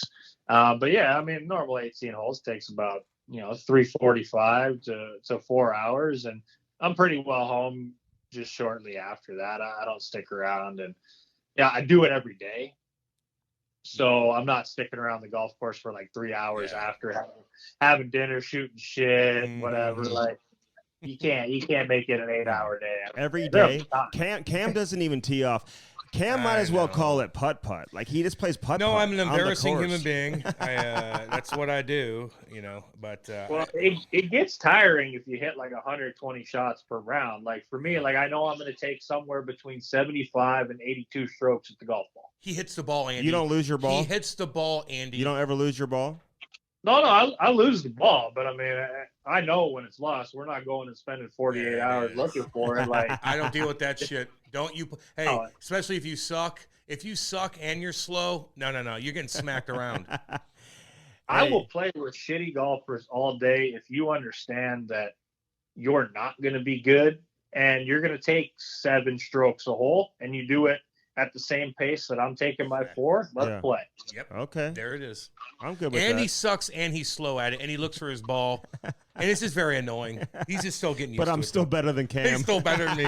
What's wrong with me? Hey, I come play. Janny will be hitting his 8th shot up by the green. I'll be hitting my 3rd, and we'll leave you in the woods looking No, you don't understand. It'll be his first shot at the green. He doesn't. People are watching all the time, especially in tournaments, and I don't feel like getting made fun of. So he thinks he can just go putt with everybody else. Like, he didn't even earn it. We're gonna invite you up, man. We got all kinds of cool shit in St. Louis, dude. If you're down in Nashville, we'd like to have you up, man. I'd like to sit down and talk to you anyway, man. Yeah. Hey, yeah, absolutely. Before we let you go, though, like, talk about these kids you're playing with, though, in Ottawa. Like, you like being the mentor. Yeah, dude. Having all these young guys. You got Stutzla and, Josh Norris, who's, pretty underrated hockey player, man. He's damn good. Obviously, Brady. Like, and Brady being a young captain, man. Like, how's that going? Just, kind of brag about these kids real quick. I think we're in a great spot. All these, you talk about them being kids, but a lot of them are coming up on their 3rd or 4th year in the NHL at this point. Like, since I've gotten there since I got there into now, the growth that these guys have had in their game has been so cool to watch. And they're all, what I think I appreciate probably the most is they're all good dudes. Like, we don't have these young kind of cocky, pompous guys that think their shit doesn't stink. Like, you get a little bit of that. They're professional athletes. They're the best at what they do. Like, there's a little ego involved for sure. I have ego and I stink. Like, you know, but they're good kids. They want to get better. Just even a guy like Brady, like that's a tough situation for a young guy to wear a C at the age that he is and have that pressure and have to lead a team. And just the way that he's handled that, and the way that there's him and the rest of the guys are so open to learning. They want to get better. They want to win. They don't just want to, you know, get their 30 goals, make their $8 million and get the hell out of Dodge. Like Brady's tired of losing. Shabbat's tired of losing. Yep. Horace Stutzel, these guys have only been here for 2-3 years now, but all they've experienced is losing, and losing sucks. Mm-hmm. Yeah, man. Losing sucks. There's nothing worse than coming to the rink and having 20 games at the end of the season that, you know, yeah, okay, you can put a little bow on it and be like, yeah, these matter for next year and all this shit. Like, they don't matter. Yeah. They don't matter. You're not making the playoffs. You're not competing for the Stanley Cup. So that sucks. But these guys, they want to get there.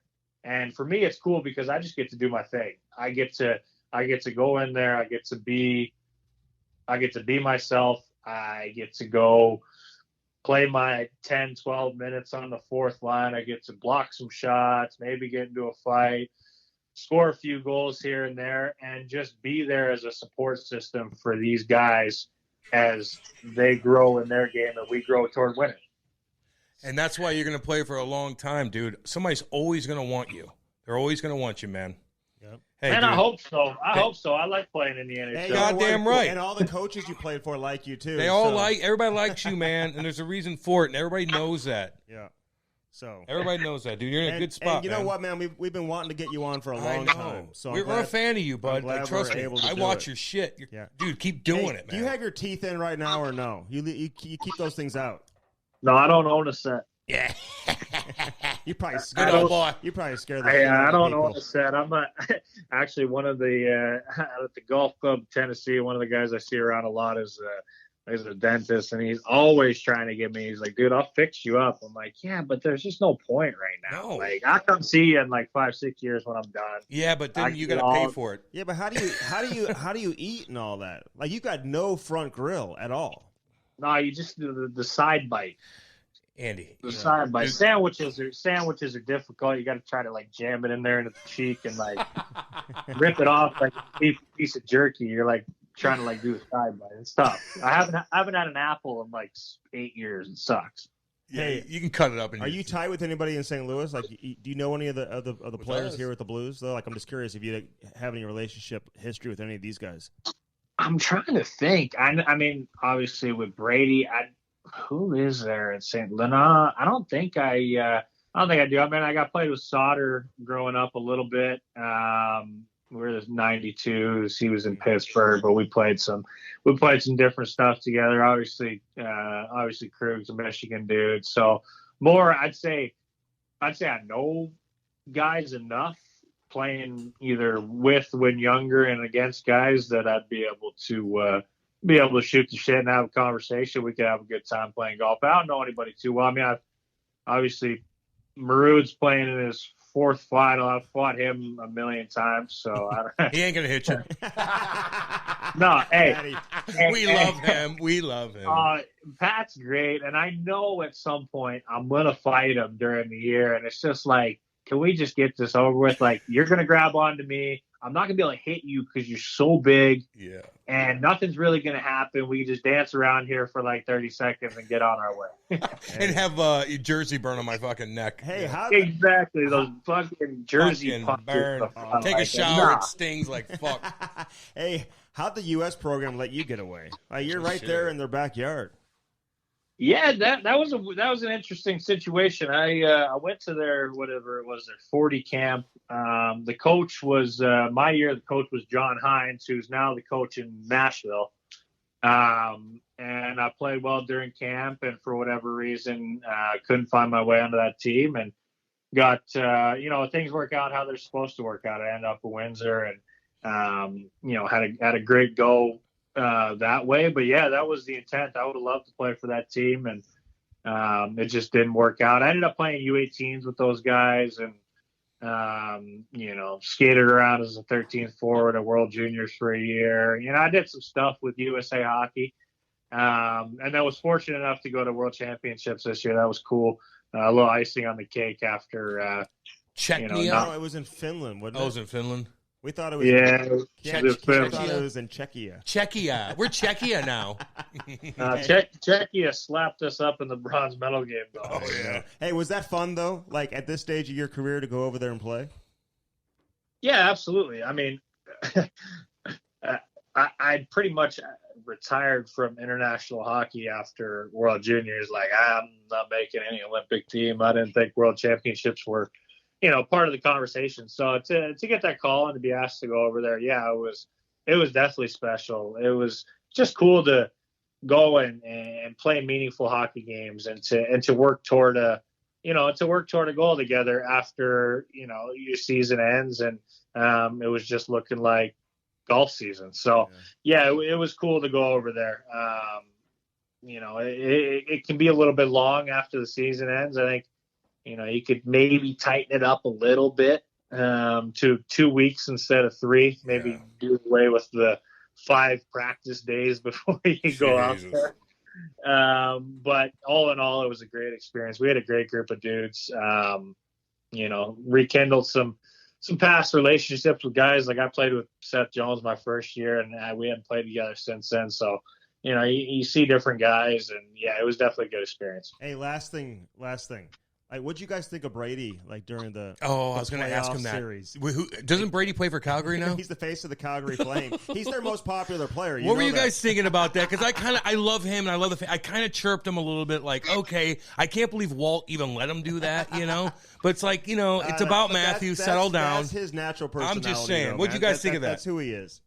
I think, you know what? I think that's kind of spot on. Where it's like, if it wasn't Brady, you'd probably be like, what the fuck is going on? No.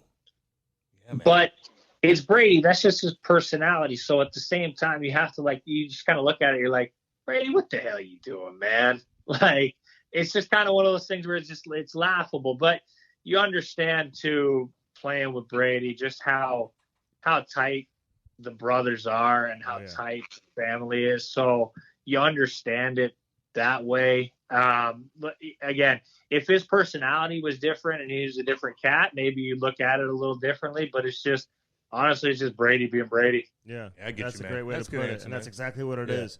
Listen, man, we're pulling for you You're the forever, man, dude. man. You're cool as shit. Appreciate you coming on, big boy. We'll be watching, man. We're big fans of you, Aren't dude. you golfing today or what? Yeah, he's probably trying to golf now, Andy. Can we let him go? Poor guy.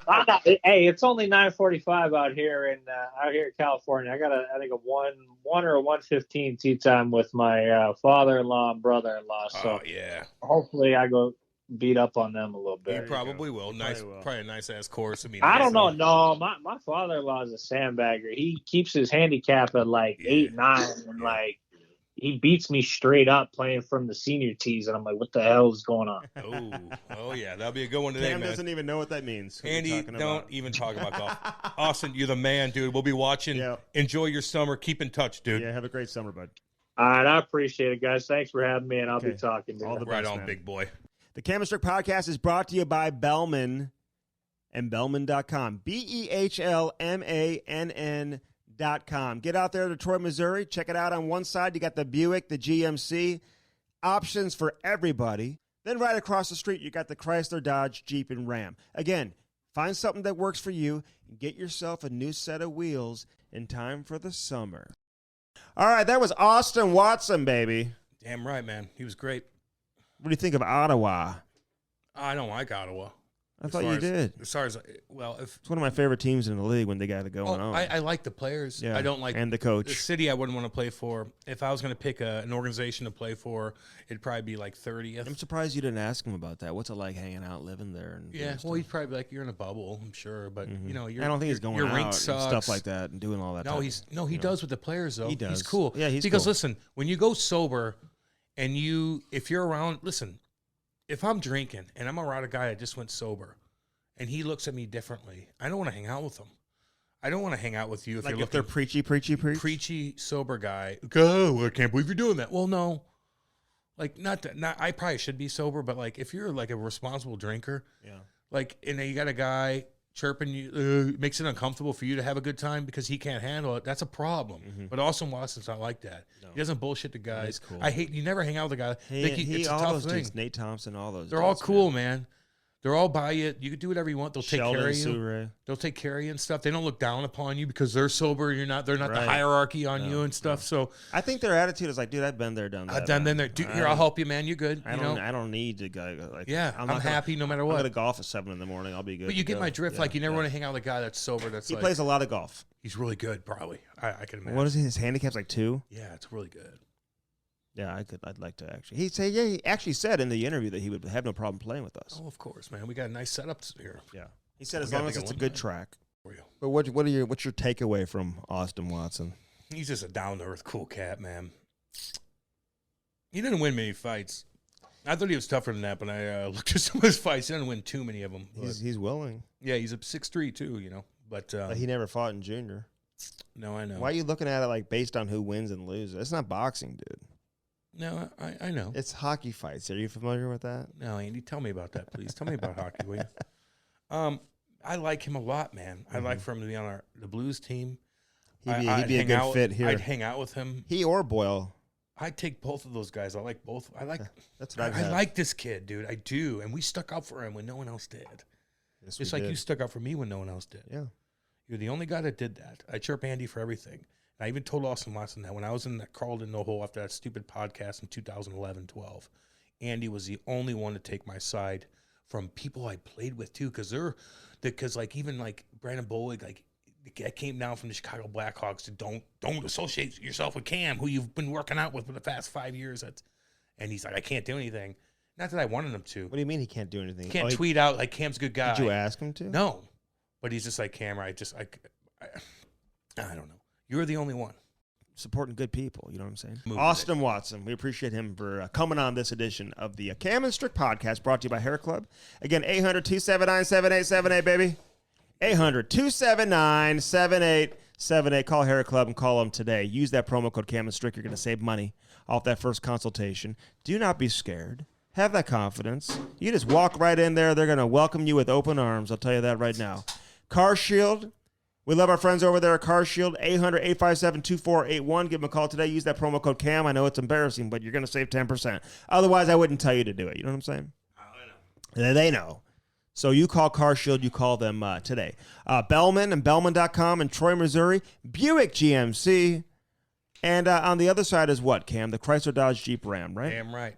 They got something for everybody, and we love all our friends over there at Bellman. Kenny Bellman, Dale, of course, Danny Bellman, man. We love all the Bellmans and everything they're doing to support us, support hockey, and everything else they got going on over there in Troy, Missouri as well. Zero Carb Life, LYFE, pizza. I mean, they're taking health and taking pizza to the next level. One chicken crust at a time, baby. They got all the things you could look for and that you want with all their protein that's going on in there. Again, this is it's not a cheap meal. This is something that you add to your repertoire and to your diet when you're working out. You're trying to be the healthiest you can possibly be. Check it out online, zerocarblifepizza.com, and use that promo code Cam and Strick, baby. You're going to save 15%. So do that today. And, of course, Mars Blade. Get those rollerblades and get them now in time for the summer. Wheel around the neighborhood and do it. Oh, drag them Cougars. Hey, if you want to join our team, we've got inventory available. We'd love to have you on with us if you want to join our team on the Cam and Strick podcast as well, as we continue to do great things. And obviously, we'll be with you throughout the course of the summer. We go 12 months around. Is that how you say it, Cam? 12 months year-round we go. We go year-round, Andy. Year-round. Good Lord. Year-round on the Cam and Strick podcast. So be sure to hit us up. Instagram, Twitter, whatever else. Hit that like button. Just smash that like button on YouTube and, of course, on Apple Podcast. And leave us a review. Tell us what you're thinking. Love all you guys. Love you all. And girls. And all the Canadians, keep sliding. We love all you. All the Canadian people from Saskatchewan. And anything you need, man. And if Cam's being a bully, you only let to him you, know. Dick. You let him know. Okay, say goodbye to the people. And nice Cam. I love you guys. I do. I love all you guys. Thanks for listening. And we're here to entertain you. We love you.